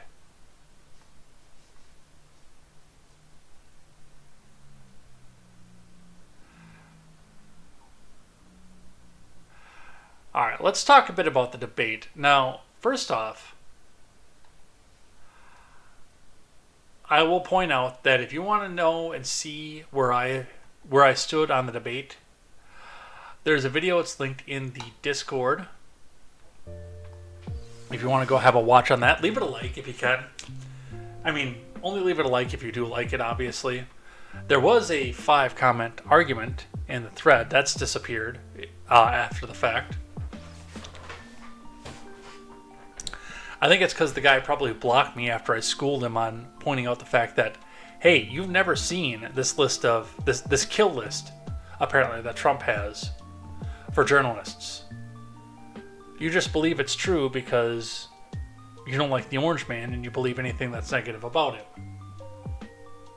I schooled him on that. The screenshot's in the Discord if you want to look at it because it's disappeared off the video.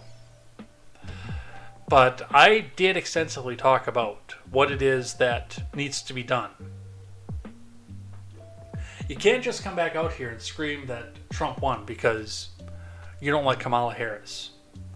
I don't think Trump won that debate.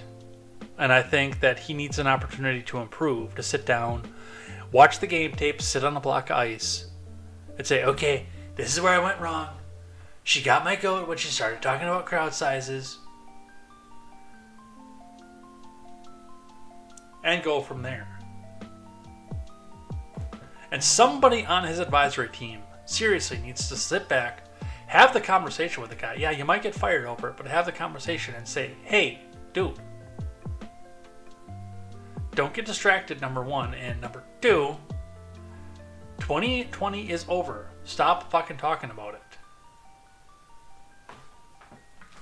I think if the MAGA crowd did those two things, they would go a long, long way. But going and hiding from the second debate that Harris now wants is not going to win you the election. And in fact, what you should be doing at this point is saying, hey, yeah, I asked you for a third debate.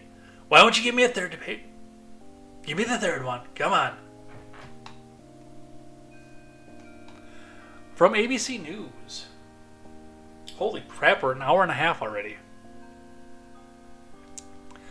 Polls show Harris gaining after the presidential debate. 538 says 61 and 100 or 61% chance. I don't buy that. I do still think Trump is going to win. I think it's the economy. I think it's the groceries, no matter what they try to do with them. I mean, the gas is coming down now, 54 days before an election.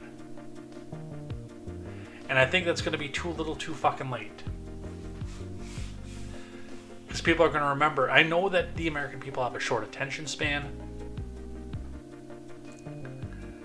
But I think what we've had to go through for the past 3 years is really going to weigh on people as well.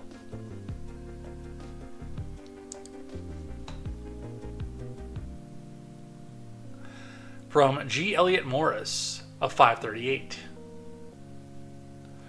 A constant refrain in political analysis, especially that nothing matters sometimes. It can feel like not even a massive gaffe or scandal can affect how voters feel about a candidate, and not even major news events can move public opinion on issues. But sometimes things do matter. Presidential debates are one of those things. Last week's debate between Harris and Trump produced fewer policy specifics than voters wanted, but along the way, Harris succeeded in painting Trump in a bad light. In the weeks since the debate, the polls have shown a slight increase in support for Harris. As a result, on Monday, September 16th, Harris's chances of winning the election, according to 538's forecasting model, reached 61 in 100, surpassing her previous high from August 26th. Reminder, it was a 100% chance for Hillary winning in 2016.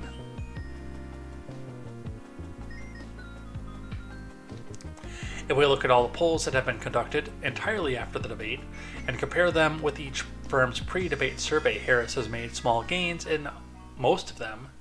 Harris gained 1 percentage point on margin, according to an Ipsos Reuters national poll released late last week, 2 points in RMG Research polling, 2 points according to Morning Consult, 2 points according to Big Village, and 1 point according to SoCal Strategies.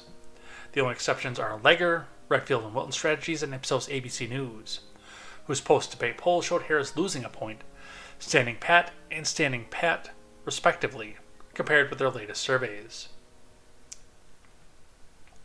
They're ignoring all the ones that went pro-Trump, by the way. So, yes, they can cook the books and take whatever polls, show them what they want to hear. Always use the aggregate. Always. The aggregate is your friend. And it also does still tell you when you got to start kicking people in the ass and saying, hey, get out there and vote, motherfucker. Rogan says Harris is nailing it in debate with Trump, from Ashley Fields. Which is funny because I was the understanding that Rogan just did whatever Trump said, constantly, without argument. Rogan gave Harris props after the September 10th debate, telling listeners she's nailing it. I just want to say, whoever's helping her, whoever's coaching her, whoever's the puppet master running the strings, Rogan added after doing a mock chef's kiss. Compared to former President Trump, Rogan said Harris was better prepared. I don't know. The difference in that debate was not a difference in who's going to have better policies, who's going to be better for the country, Rogan said. The difference in the debate, in my opinion, was who was better prepared. Rogan mentioned Trump was funny like a comedian, but lacked the timing throughout the course of the debate. Someone needs to tell him, you've got these very tiny little windows, and man, you should have all the words ready for those windows, he said. Harris has openly requested a second debate, and some Republicans are urging Trump to take her up. It's unclear if and when the two will face off again. And I still want to see it. I want to see her do a Fox News debate, but I know that'll never happen in a million years.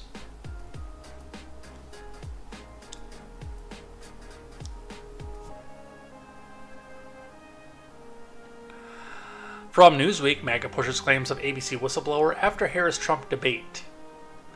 Now, if that's true, that'll be huge. I still have yet to see any sort of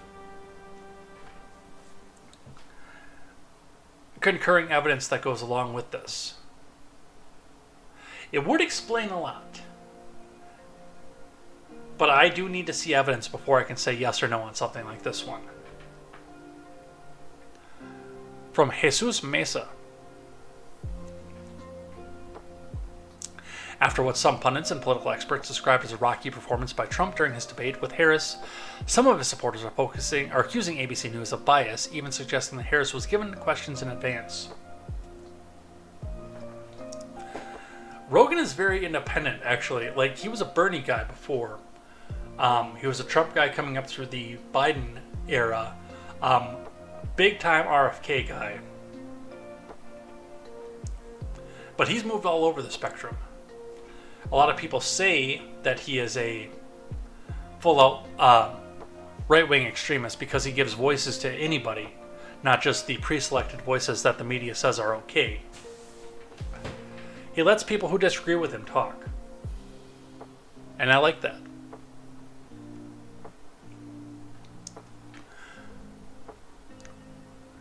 Tuesday's debate has been criticized by Trump and his allies, who said the two moderators unfairly targeted the former president while favoring Harris. Excuse me.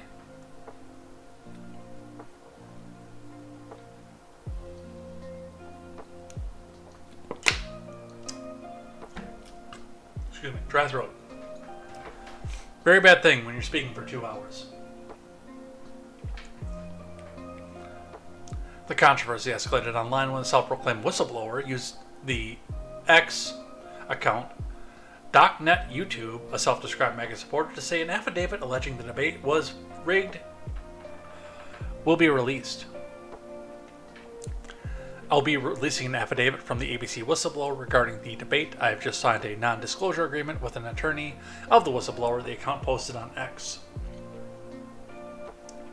Conservative accounts such as Milo Loves Joe, Chuck Callisto, Real Ben Geller, which have a combined following of over 1 million people, quickly amplified the story, spreading it across their platforms without evidence, because, of course, Newsweek has to put that one in there again.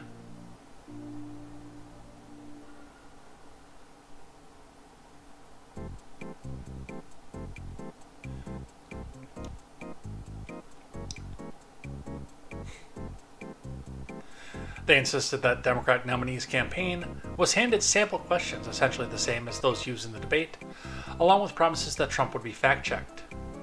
An ABC spokesperson denied the allegation, saying the network adhered to debate rules agreed to by the Trump and Harris campaigns.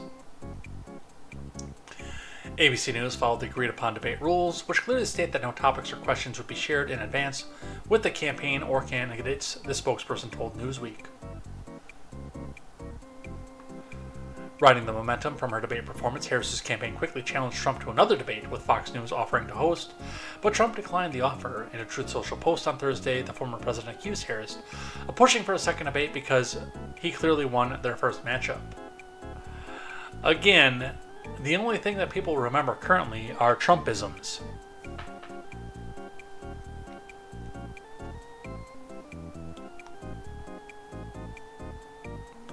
A day earlier, he said, "I just don't know," in response to a question of whether he would meet Harris for another debate. Some Republicans, including John Thune, who is number 2 in the Senate's GOP leadership, have urged Trump to debate Harris again. Well, I know this is a small YouTube channel with about 300 and some following, and I'd like it to grow more so that what I say can get up to the president. But I will say, yes, you need to do this. Not just because it'll make for great viewership draw, but because Kamala Harris is uniquely terrible. And we still have nothing on her policy, so you need to tie her to something.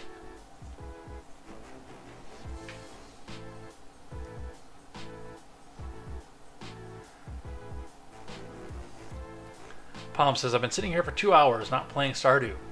It's sad. I think we're going to eat homemade ice cream as a reward." Yeah, I made homemade cake batter and brownie batter ice creams over the weekend for the little one. I'm surprised he turned out a debate on Fox. They'd be favorable. No. They probably would be, but I don't think she's willing to go to Fox. That's the thing. She challenged him, and Fox jumped up and said, "We'll do it, we'll do it, we'll do it," but with no confirmation from the campaign whether or not they would accept Fox doing it. But yeah, he needs to do that.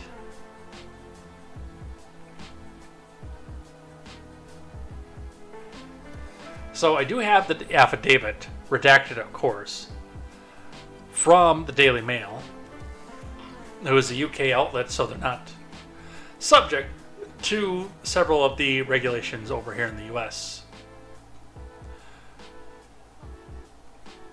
With name and address redacted, of course. Being duly sworn, do hereby make the following statement under penalty of perjury. I have worked in for ABC News for the last 10 years in various technical and admin positions. Since the acquisition of ABC News in '96, I've observed significant transformations of the nature of news reporting at the organization. These changes suggest a shift from unbiased reporting to a model influenced by external factors. For the record, I do not endorse Trump in his capacity as candidate for president. The intent of this affidavit is to address concerns regarding perceived biases within the news reporting within my employer's debate that will be hosted on September 10th, 2024.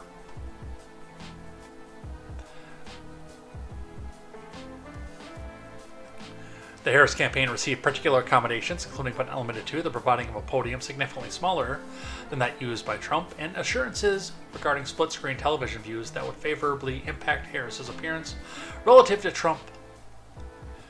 It was agreed to that Trump would be subjected to fact-checking during the debate, while Harris would not face comparable scrutiny. This was widely known throughout the company that Trump would be fact-checked. In fact, various people were assigned to fact-check observations it was perceived candidate Trump would make during the debate. In fact, Harris' campaign required assurances that Trump would be fact-checked. This was done by multiple communications with the Harris campaign, whereas the Trump campaign was not included in the negotiations. To the understanding, any rules, negotiations, and conversations pertaining to the debate should have had both the Trump and Harris campaign involved. The Harris campaign had numerous more calls regarding the debate rules with the Trump campaign aware or on the call, or without the Trump campaign rather aware on the call. The Harris campaign was provided with sample questions that, while not the exact questions, covered similar topics that would arise during the debate. So, huge if true. I cannot independently verify whether or not there were questions given. It would make a world of difference if it was true. But I would need a lot more to go on than this.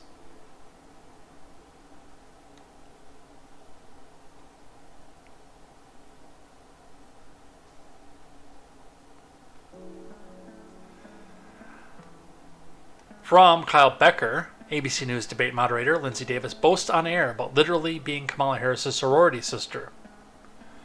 Let's listen. Lindsay Davis, Robin Roberts is right. It's a sorority thing. I don't understand it all. So you have to explain it to everybody. Sure. You're a sorority sister of Kamala Harris. Right. Well, you know, pearls are a symbol of Alpha Kappa Alpha Sorority Incorporated, which she pledged while she was at Howard University. And the strand of pearls is symbolic of the unity and the sisterhood. OK, but on this day, there's actually a Facebook page of women who say wear pearls on January 20th, 2021. And hundreds of thousands of women are apparently wearing pearls in support of her. Lindsay Davis, Robin Roberts. So, yeah. And I don't agree that it was, if all of these allegations are true, that the debate was fair. I don't pretend to believe that it was. But one of the things that I expressed in the video that I made about this is you do need to be prepared for life not to be fair. I mean, those of you my age remember Eric Matthews telling Corey, life sucks, get a helmet. Or if you're Dennis Leary fans, the more vulgar version, life sucks, get a fucking helmet. Whichever you prefer. Especially if you're doing foreign diplomacy.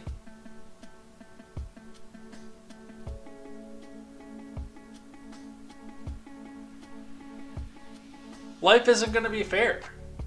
Alliances and a host of other things are going to be stacked the fuck against you. And if you can't hang, then I'm sorry, but you don't have any business being in that office. And this is coming from somebody who's uniquely terrified of the person that these news networks are in favor of.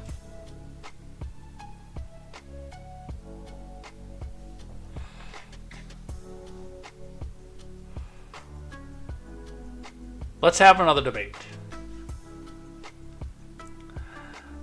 Briefly on this one, because I don't really care. I don't think most of my audience cares. Taylor Swift has endorsed Harris for president.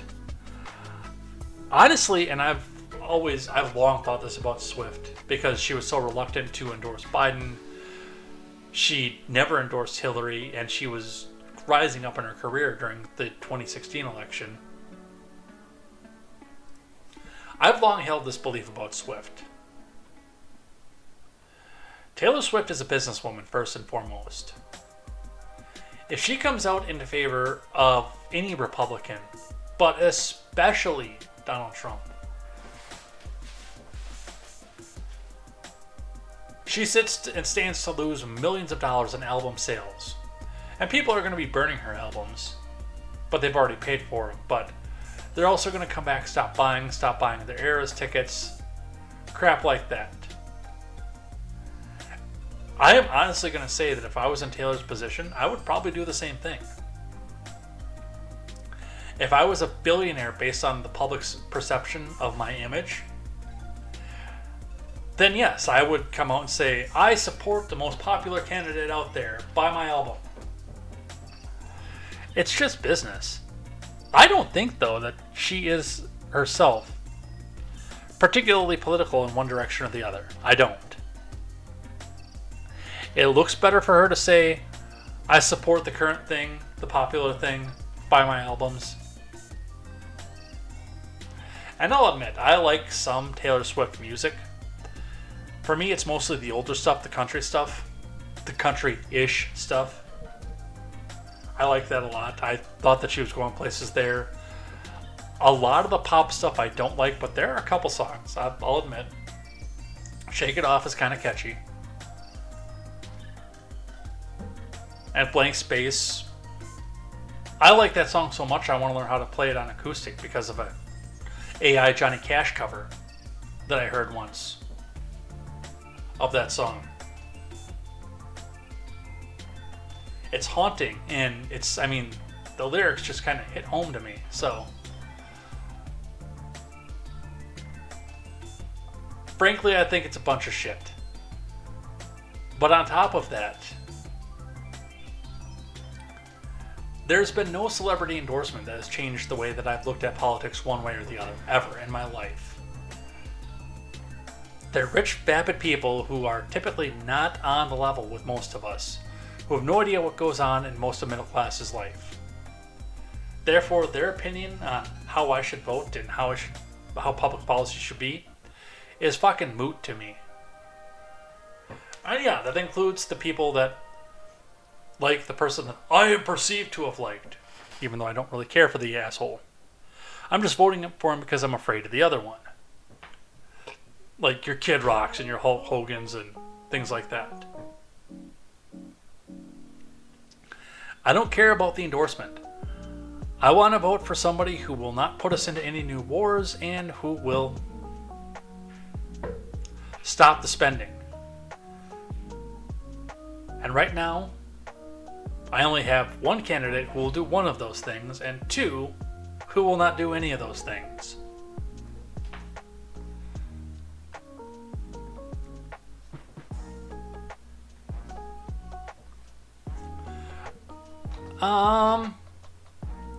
Let's see, where are we at for time?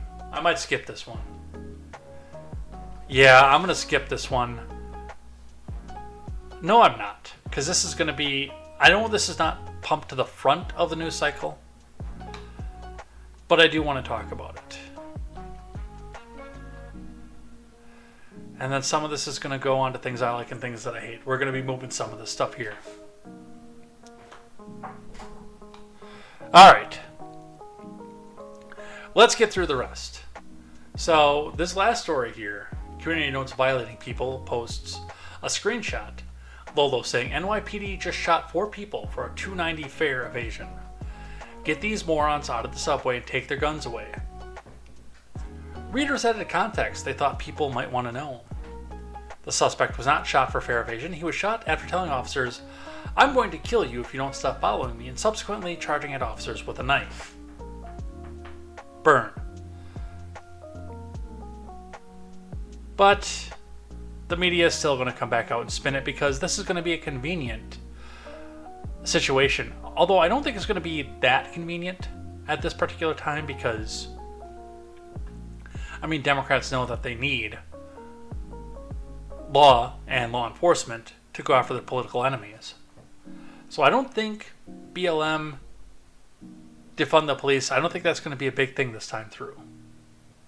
Seawall joining up right at the end. Welcome, Seawall.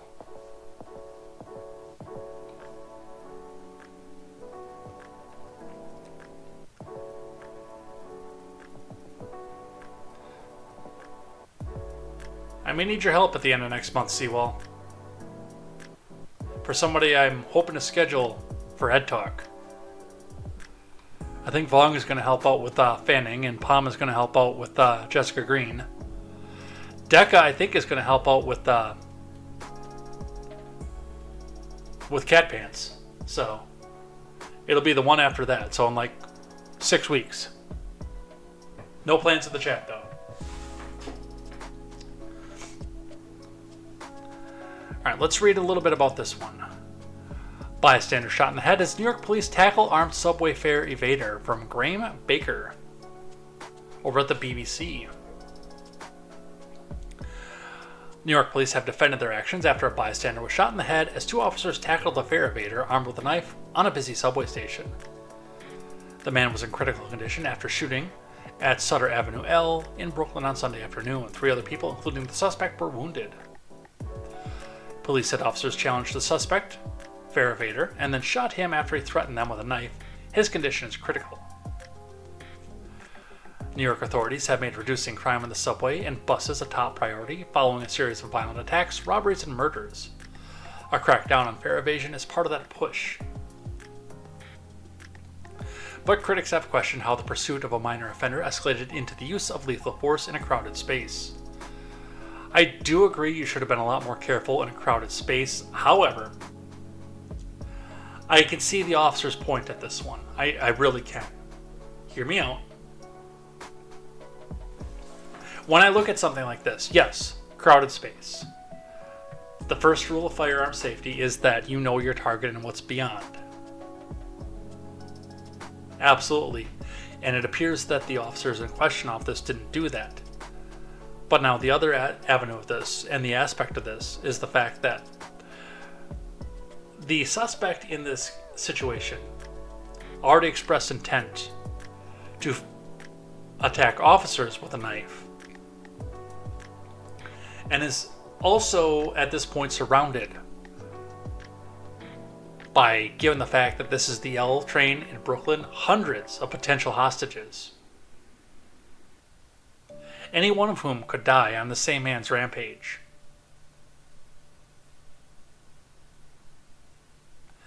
I don't typically agree with police violence, but in this one, I gotta give it to them. I've got to give it to the cops.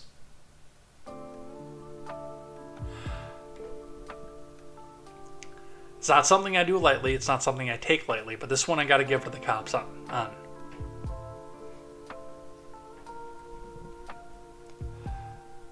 That's how it escalated into the use of lethal force. They attempted to issue a citation, which is all that would have been. The suspect escalated it to violence and then was surrounded by hundreds of potential hostages. That's where it came from. But again, I don't think this is going to rise to the level of BLM and things like that. Because that's not politically convenient this time. Alright, let me rearrange a couple things here, then we'll do things I like and things that I hate. Alright, so this is going to go on things that I like. Including with the backlash, we're going to put that there. This is going to go on things that I like, but towards the end, because I'm moderate and mediocre at it. That's going to go on things that I hate. Come on. Get up on the window, Doc. And that's going to go on things that I like.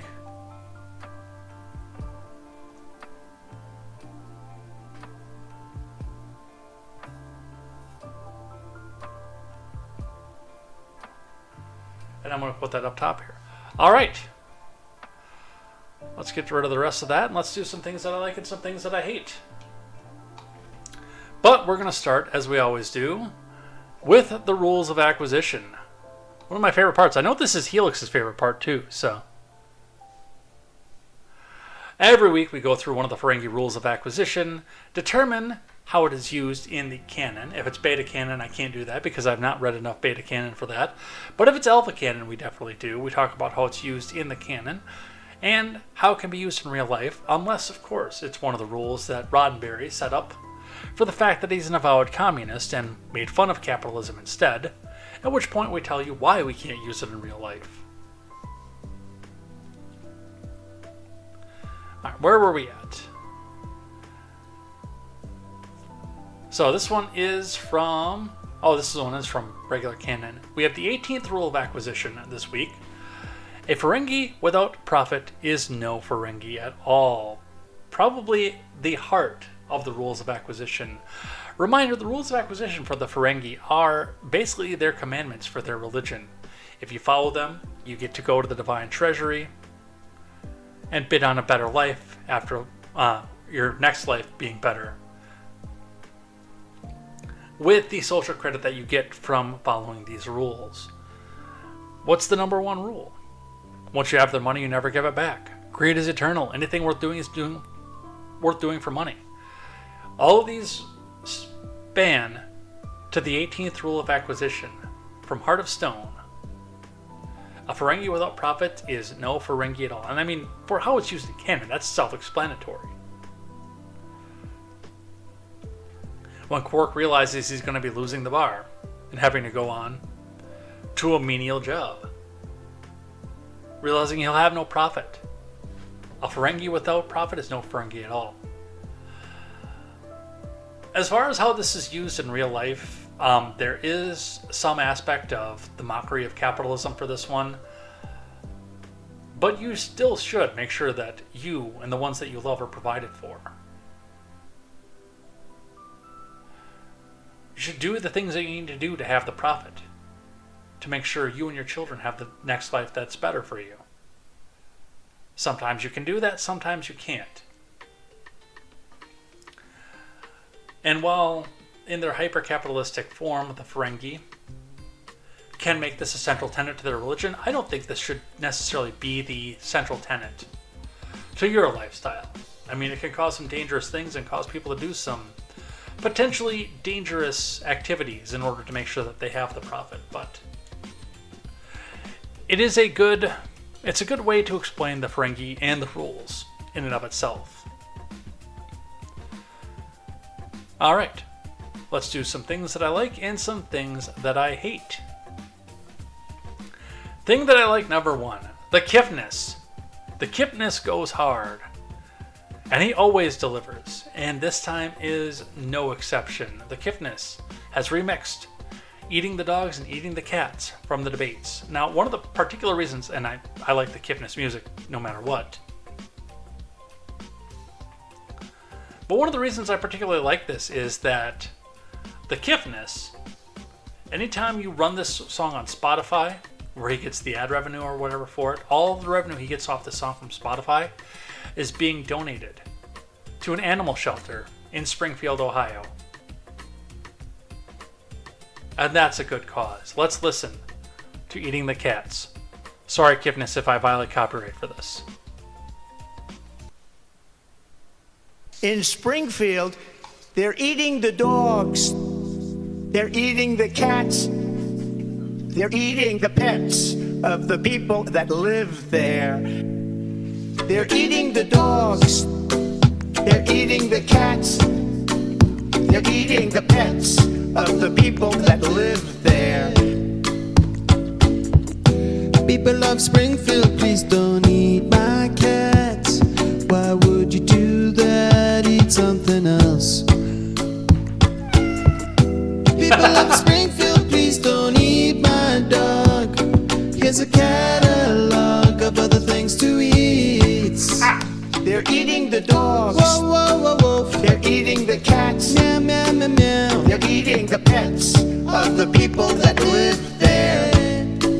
They're eating the dogs. Whoa, whoa, whoa, whoa. They're eating the cats. Meow, meow, meow, meow. They're eating the pets of the people that live there. They're eating the dogs.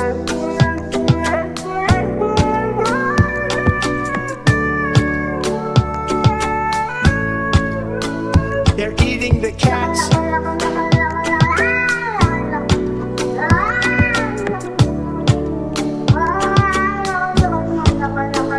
They're eating the dogs. Whoa, whoa, whoa, whoa. They're eating the cats. Meow, meow, meow, meow. They're eating the pets of the people that live there.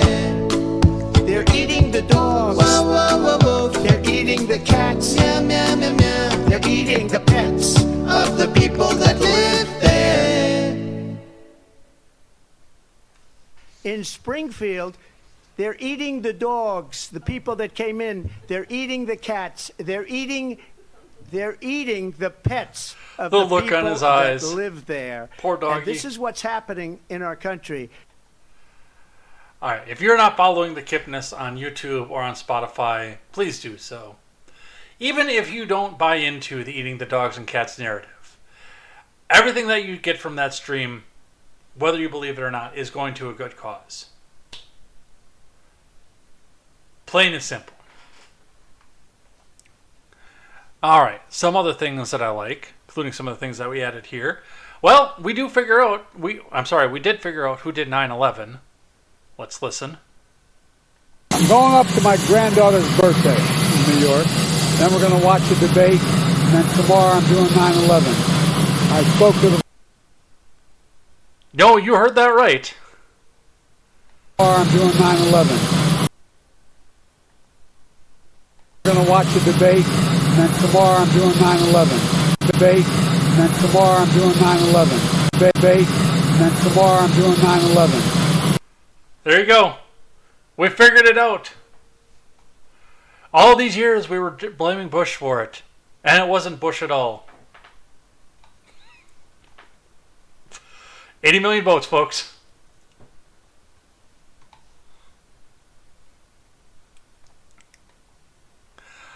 This one I just put in just because people sometimes, I think, when they look at the track and they see the lights going down and they say, I can make it.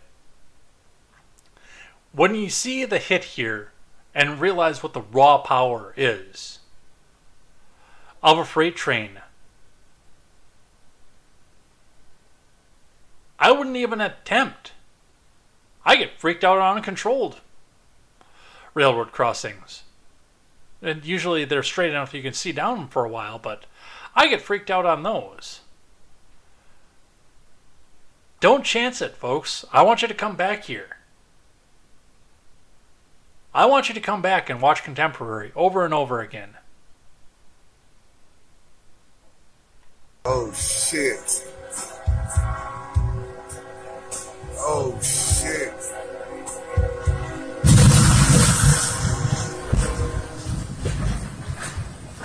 As armored as that mobile howitzer was supposed to be,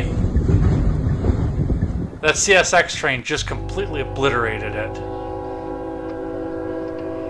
Trust me, your Honda isn't going to stand a chance. No!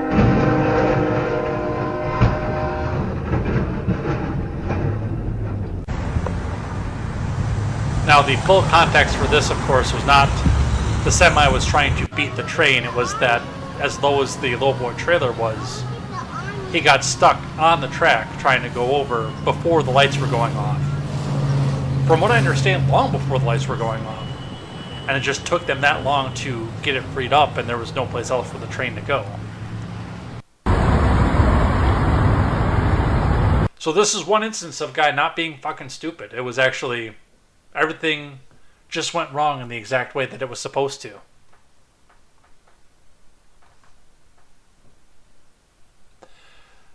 Alright, what else do we have? So I put this on things that I like, based on the fact that it conforms with what I necessarily believe would be a help to the housing market. But I do think that this would cause other problems. Posobiec, and I've not been able to find verification on this. So if you can find a verification on this, put it in the Discord, and we'll talk about it next week. But this was a few days ago. Trump announces his housing plan. Illegal migrants will be banned from renting apartments or taking mortgages. Which, while I agree with that and understand that while doing so, you'll free up a lot of housing and drop the housing value for people to get into first-time housing, there comes a point, number one, where if you drop it too fast, and I've pointed this out, you will put people's their wealth in jeopardy based on that. And that will be a rattle to the markets that I don't think we can understand. But, I mean, this is addressing the root cause of the problem. Maybe not what I consider to be the right way, but finding what the problem is the fact that all the people in America are competing for the same houses, apartments, and etc. with people who are legally not even supposed to be here right now. Sherry says it's a good incentive to self-deport, and I hope that's the case, because, I mean, the 11 million deportation, that is going to run up, in order to make that happen, run up against the Fourth Amendment to some level.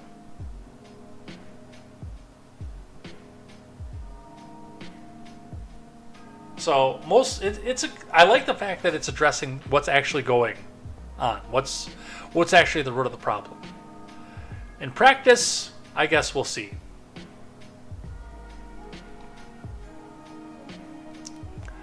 Since taxation is theft, Eric Trump, Xing out, breaking, President Trump announces he will eliminate all tax on overtime pay. Today, I'm also announcing that as part of our additional tax cuts, we will end all taxes on overtime. You know what that means? Think of that. Think of that.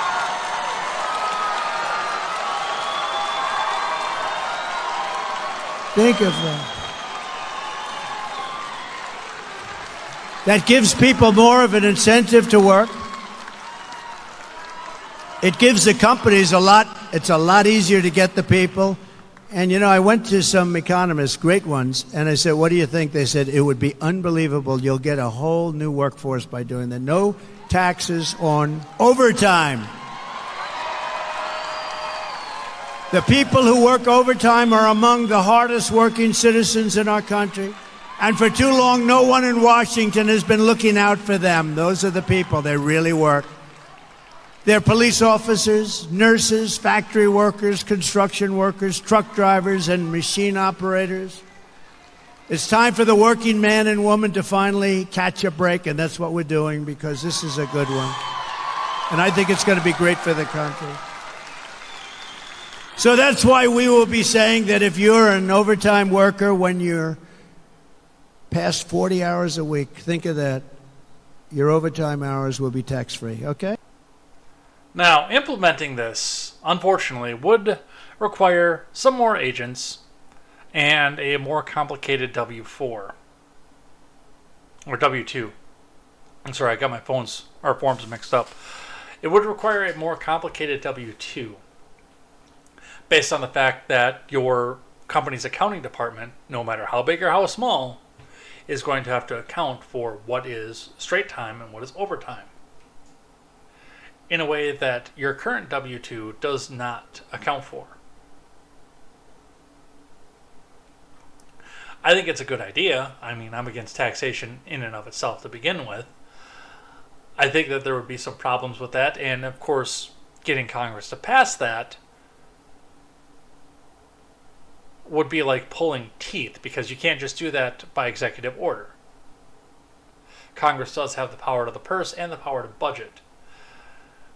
You are going to have to cut some spending to go with this as well, and I've never seen a spending plan that man does not like, so I'm wary about this as well. It is a vote buy, but it's a vote buy for the right reason, for the right people, the middle class, and the people who are likely to work overtime. And one thing I can say is no tax on overtime would have been at least $2,000 more in my pocket last year. This year, not so much. I'm salary. But last year, that would have been an extra couple grand in my pocket on top of it. On top of everything else that I made, just from the overtime. And one thing too, like with overtime, it's an interesting and it's a weird situation, because once the taxes were calculated, if I worked overtime in a week, no matter how much I did, it was, I mean, even working 15 hours overtime in a week, which happened all the time. You guys heard me complain about it all the time last year, even though I was loaded while I was doing it. But you guys heard me right on Contemporary talking about how much I had to go to work, how many times I had to skip stream over it, but also for doing 15 hours overtime on my wage, which was not an uncomfortable base wage, to say any sort of least. I'd only walk away with maybe 100, 200 extra bucks in a pay period, on a 2-week pay period, once they hammered it with the taxes. So, double-edged sword at this point. Would have been very good for me last year. It's not going to be so good for me this year if it were to happen, or any year going forward. I don't see myself ever working a non-salary job again. But it's a great idea for the working class. While we're at it, the lawfare is starting to go away. From CNN, judge throws out 2 charges that Trump faces in the Georgia election subversion case.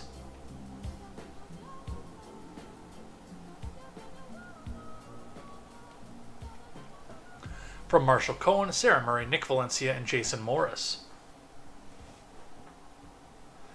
A judge on Thursday threw out the 3 charges in the sweeping Georgia election subversion case, including 2 charges that former President Trump faces.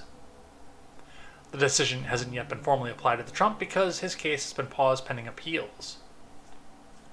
In a separate ruling, Fulton County Judge Scott McAfee also upheld the marquee racketeering charge in the case, which Trump is also facing. Steve Sato hailed the rulings as victory. The trial court decided that counts 15 and 27 in the indictment must be quashed or dismissed. So all of these are filing false documents cases, which, I mean, that's the centrality of the case. That's the thing that holds it up and holds up basically every other charge with this. So this might be enough to actually eliminate the remainder and the racketeering charges. This might get this case thrown out if those ones are there.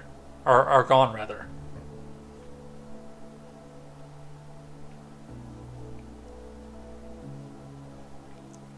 So we will see what happens in Georgia and where that goes.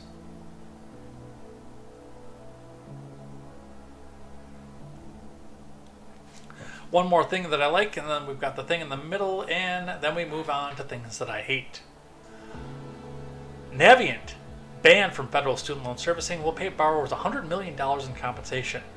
Now, that is not $100 million for every borrower, because that would be $12 trillion.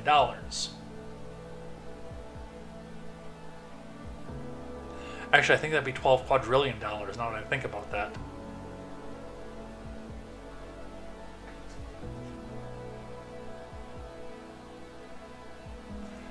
That would be a 12 followed by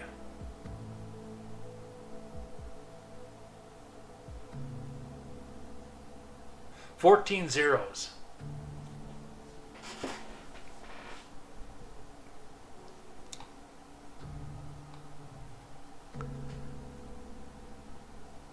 For them to have to pay out. Now, one of the things that because I stand to gain from this, and I'd like to see the full of my student loans paid back out, because they're not going to apply it to the student loans themselves, because they're not allowed to service the loans anymore, so they're not allowed to go anywhere near them. But I would sure like to see enough to clear that student loan out entirely. However, given the fact that it's $100 million and that particular firm has had, give or take, somewhere around 12 million borrowers, I am more likely to get $2.88. Unfortunately.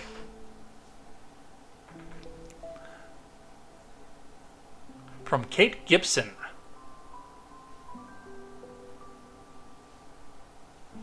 Navient has borrowed from federal student loan servicing and has to pay $120 million in fines and compensation to the borrowers harmed by its practices, according to a proposed settlement with the Consumer Financial Protection Bureau. The accord announced Thursday comes nearly 8 years after the CFPB sued Navient, formerly known as Sallie Mae. Navient directed student loan borrowers into more costly repayment plans, true, and away from lower cost income-based choices, an investigation by the CFPB found. Navient is looking at paying $100 million to be dispersed among hundreds of thousands of borrowers and $20 million in fines. The proposal brings an end to litigation initially filed by the federal watchdog in 2017 in federal court in Pennsylvania. The company was then the country's biggest servicer of student loans, overseeing more than 12 million borrowers noted by the CFPB. The loan servicing giant allegedly mismanaged payment processing, hurting the credit of disabled borrowers whose loans had been discharged, the agency contended. Yeah, they did a lot of shady shit. They were private, which is part of the reason they could get away with it. Like, I actually racked up, I would say, a few hundred, maybe not $1,000 extra in interest because I was not informed about the fact that these loans through Navient, and if you have Navient loans, you know this too, were not eligible for the federal pause during the worldwide timeout. That's why I kind of laughed at all these kids who were crying because they were after going to start paying their student loans again because, you know, I've been doing it this whole time, minus about 6 months when I didn't realize that they weren't paused.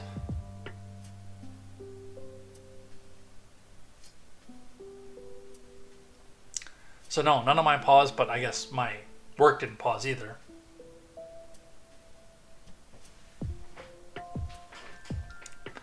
And yeah, they were bad. They had bad practices. They treated me worse than the people who were litigating the identity theft that I had to go through. Just to give you an idea. Navient no longer buys or services federal student loans after transferring its contract to another company in 2021. Which I do have the mailer for the new company. I don't know what the name of it is, but I can go back and look at it. So they're saying that yes, they've taken over off of this. I don't know. I hope there's enough in there to discharge. I don't think there's going to be.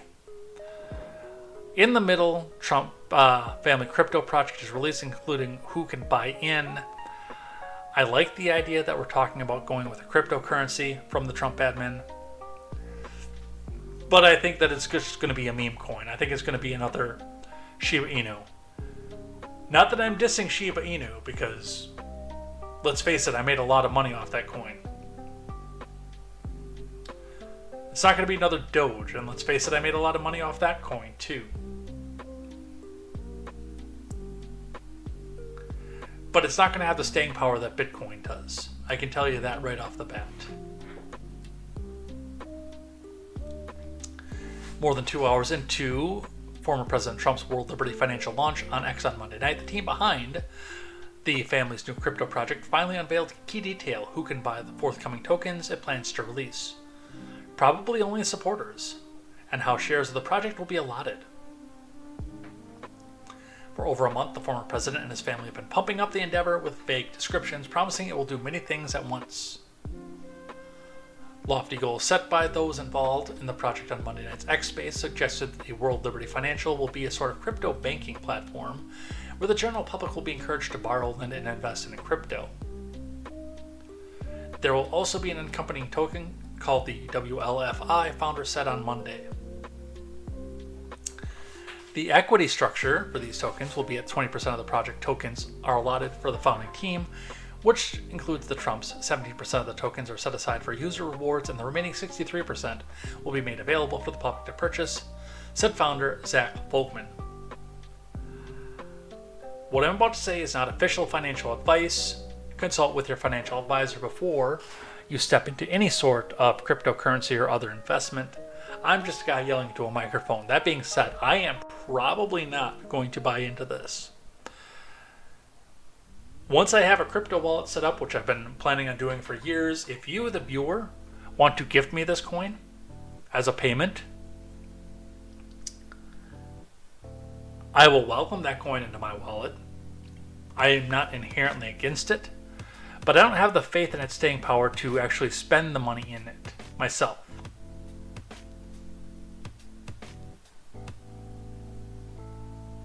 And maybe somebody will gift me a bunch of those coins and I'll be completely wrong.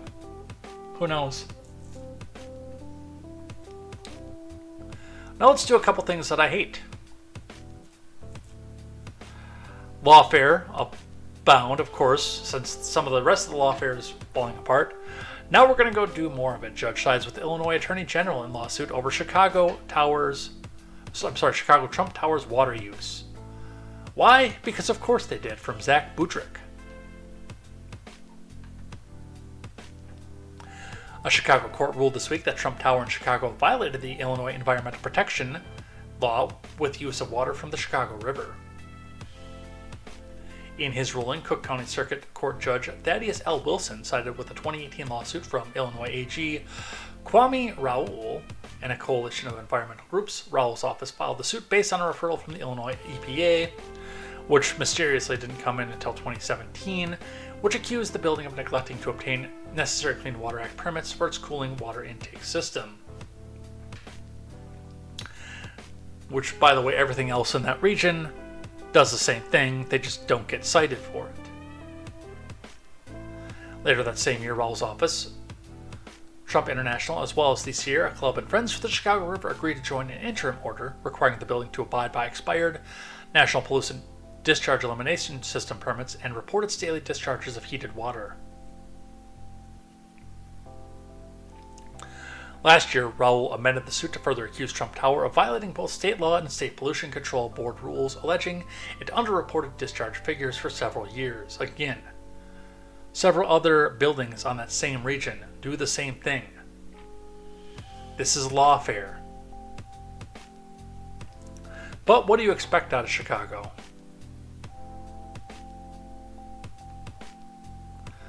Rachel Bidikofer, saying the quiet part out loud.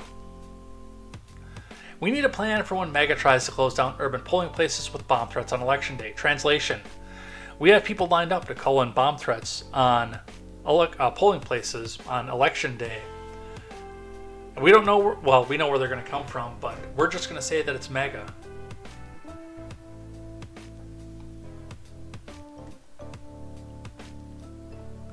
Same thing, saying the quiet part out loud for next year.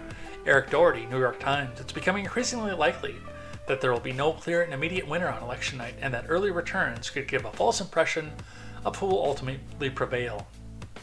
Geez, where have I heard that before? If a winner is not declared on election night, it will not necessarily point to failures in the process. More likely, it will be a result of the intense security measures required for counting mail-in ballots. Funny! They said the exact same thing 4 years ago. Weird!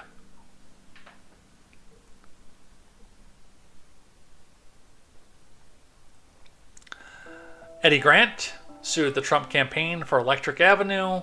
He lost, as expected. I'm sure they shopped for a friendly judge to make sure that he did. And a song that is, by the way, in open use at this point, too.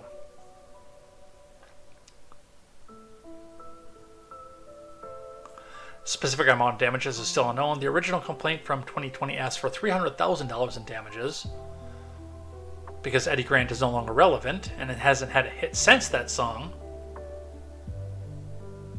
The final amount will be determined either by a jury or by an agreement between both parties.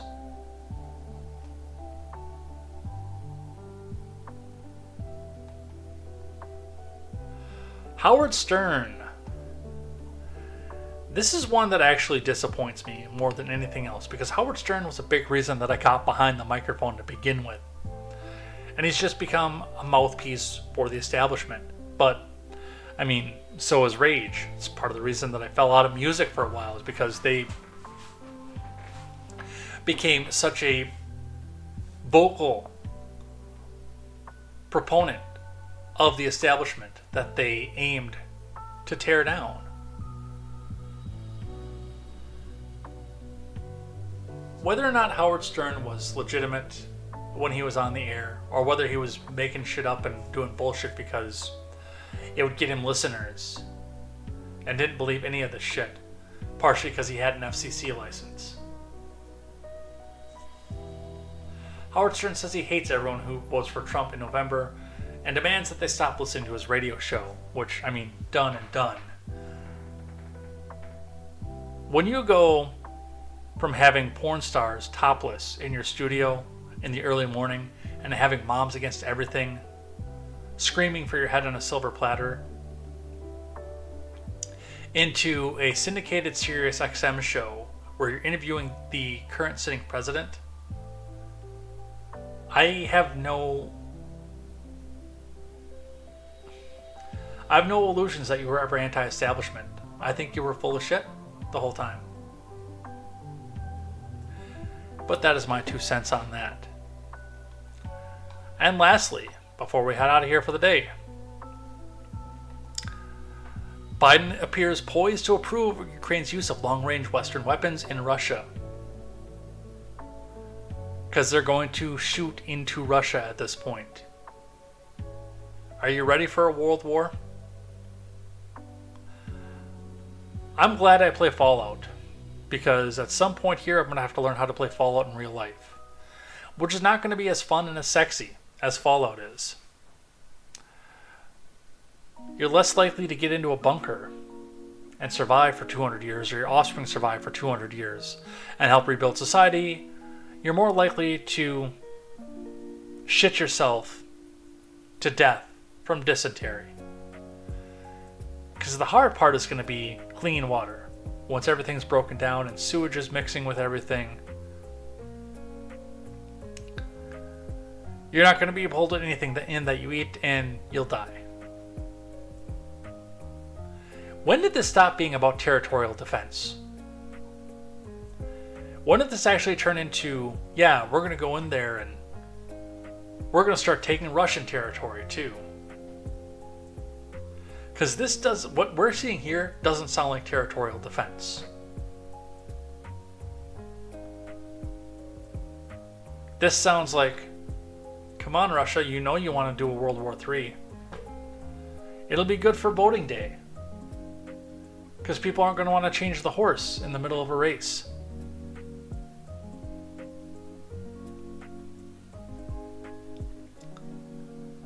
Alright, I'm done. Where's my soul? There it is.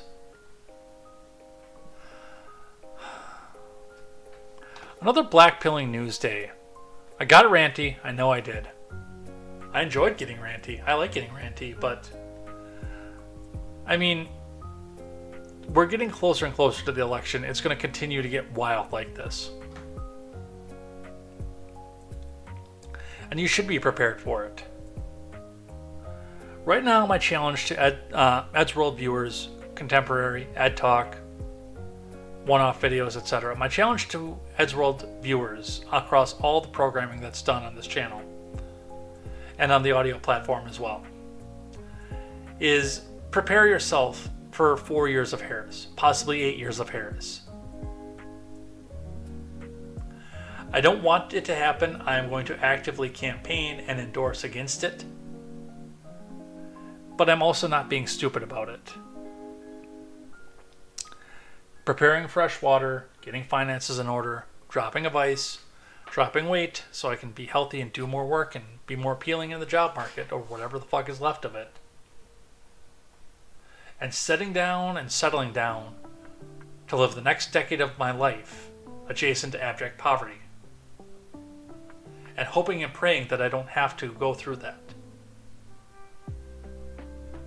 For the next 2 months, get your affairs in order, prepare for the fact that the government's going to spend a lot and it's probably going to drive some inflation again. Prepare for the fact that we might go into a major war. And a few other things might be there beyond your control. I want all of Ed's World viewers across all the programming to be safe and healthy in the economy. I know that everybody can do that, but I want you to start putting things in order so you can at least weather it for a little while. It's going to be hard. And hopefully we don't have to use it. But I would rather you be prepared and ready than scrambling at the last minute like I had to do when everything crashed in 2008. Because I like the viewers of Ed's World, and I want them to stick around. Let's throw an outro up and let's head out of here.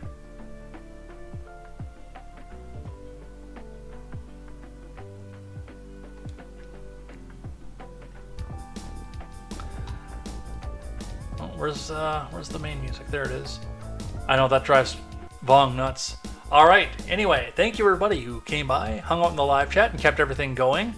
We'll be back here tomorrow night for Mario RPG. I'm so looking forward to that. I love Mario RPG. I'm having so much fun doing that, by the way. I'm already anticipating what the next game is going to be, though, too, because I know that we're about at the halfway point already. It's only been a few weeks, and we're already at the halfway point, so we're going to go through that one pretty quick. I don't know. I don't know what I want to do. I don't know if I'm ready to do Assassin's Creed. I think I'm going to play test that one a little bit more. We could do another Nintendo game. I've got all the old Nintendo library. I might do BioShock, though, because I wanted to do that for a while. Give the Switch a rest and go do one like that. We could do Mass Effect Legendary. I want to do that one. I could even play Among Us if I really wanted to. I've never played it and I'd probably suck at it, but I could even play that. There's a big library out there, a lot of stuff that we could do, a lot of stuff I've been waiting on doing. Might be Legend of Zelda, might be Link's Awakening, because I have that one and I haven't really played around with it either. But saving that one for stream, who knows? We'll see what happens next. But take care, have a good night. There will be no Fallout Friday this week. I have conflicting scheduling for the family, and you guys know that my family comes first, so that's going to happen there. Take care, have a good night. We will see you here next time for more news, more headlines, and more contemporary. And until then, I'm Jay Edgar, and this is Contemporary.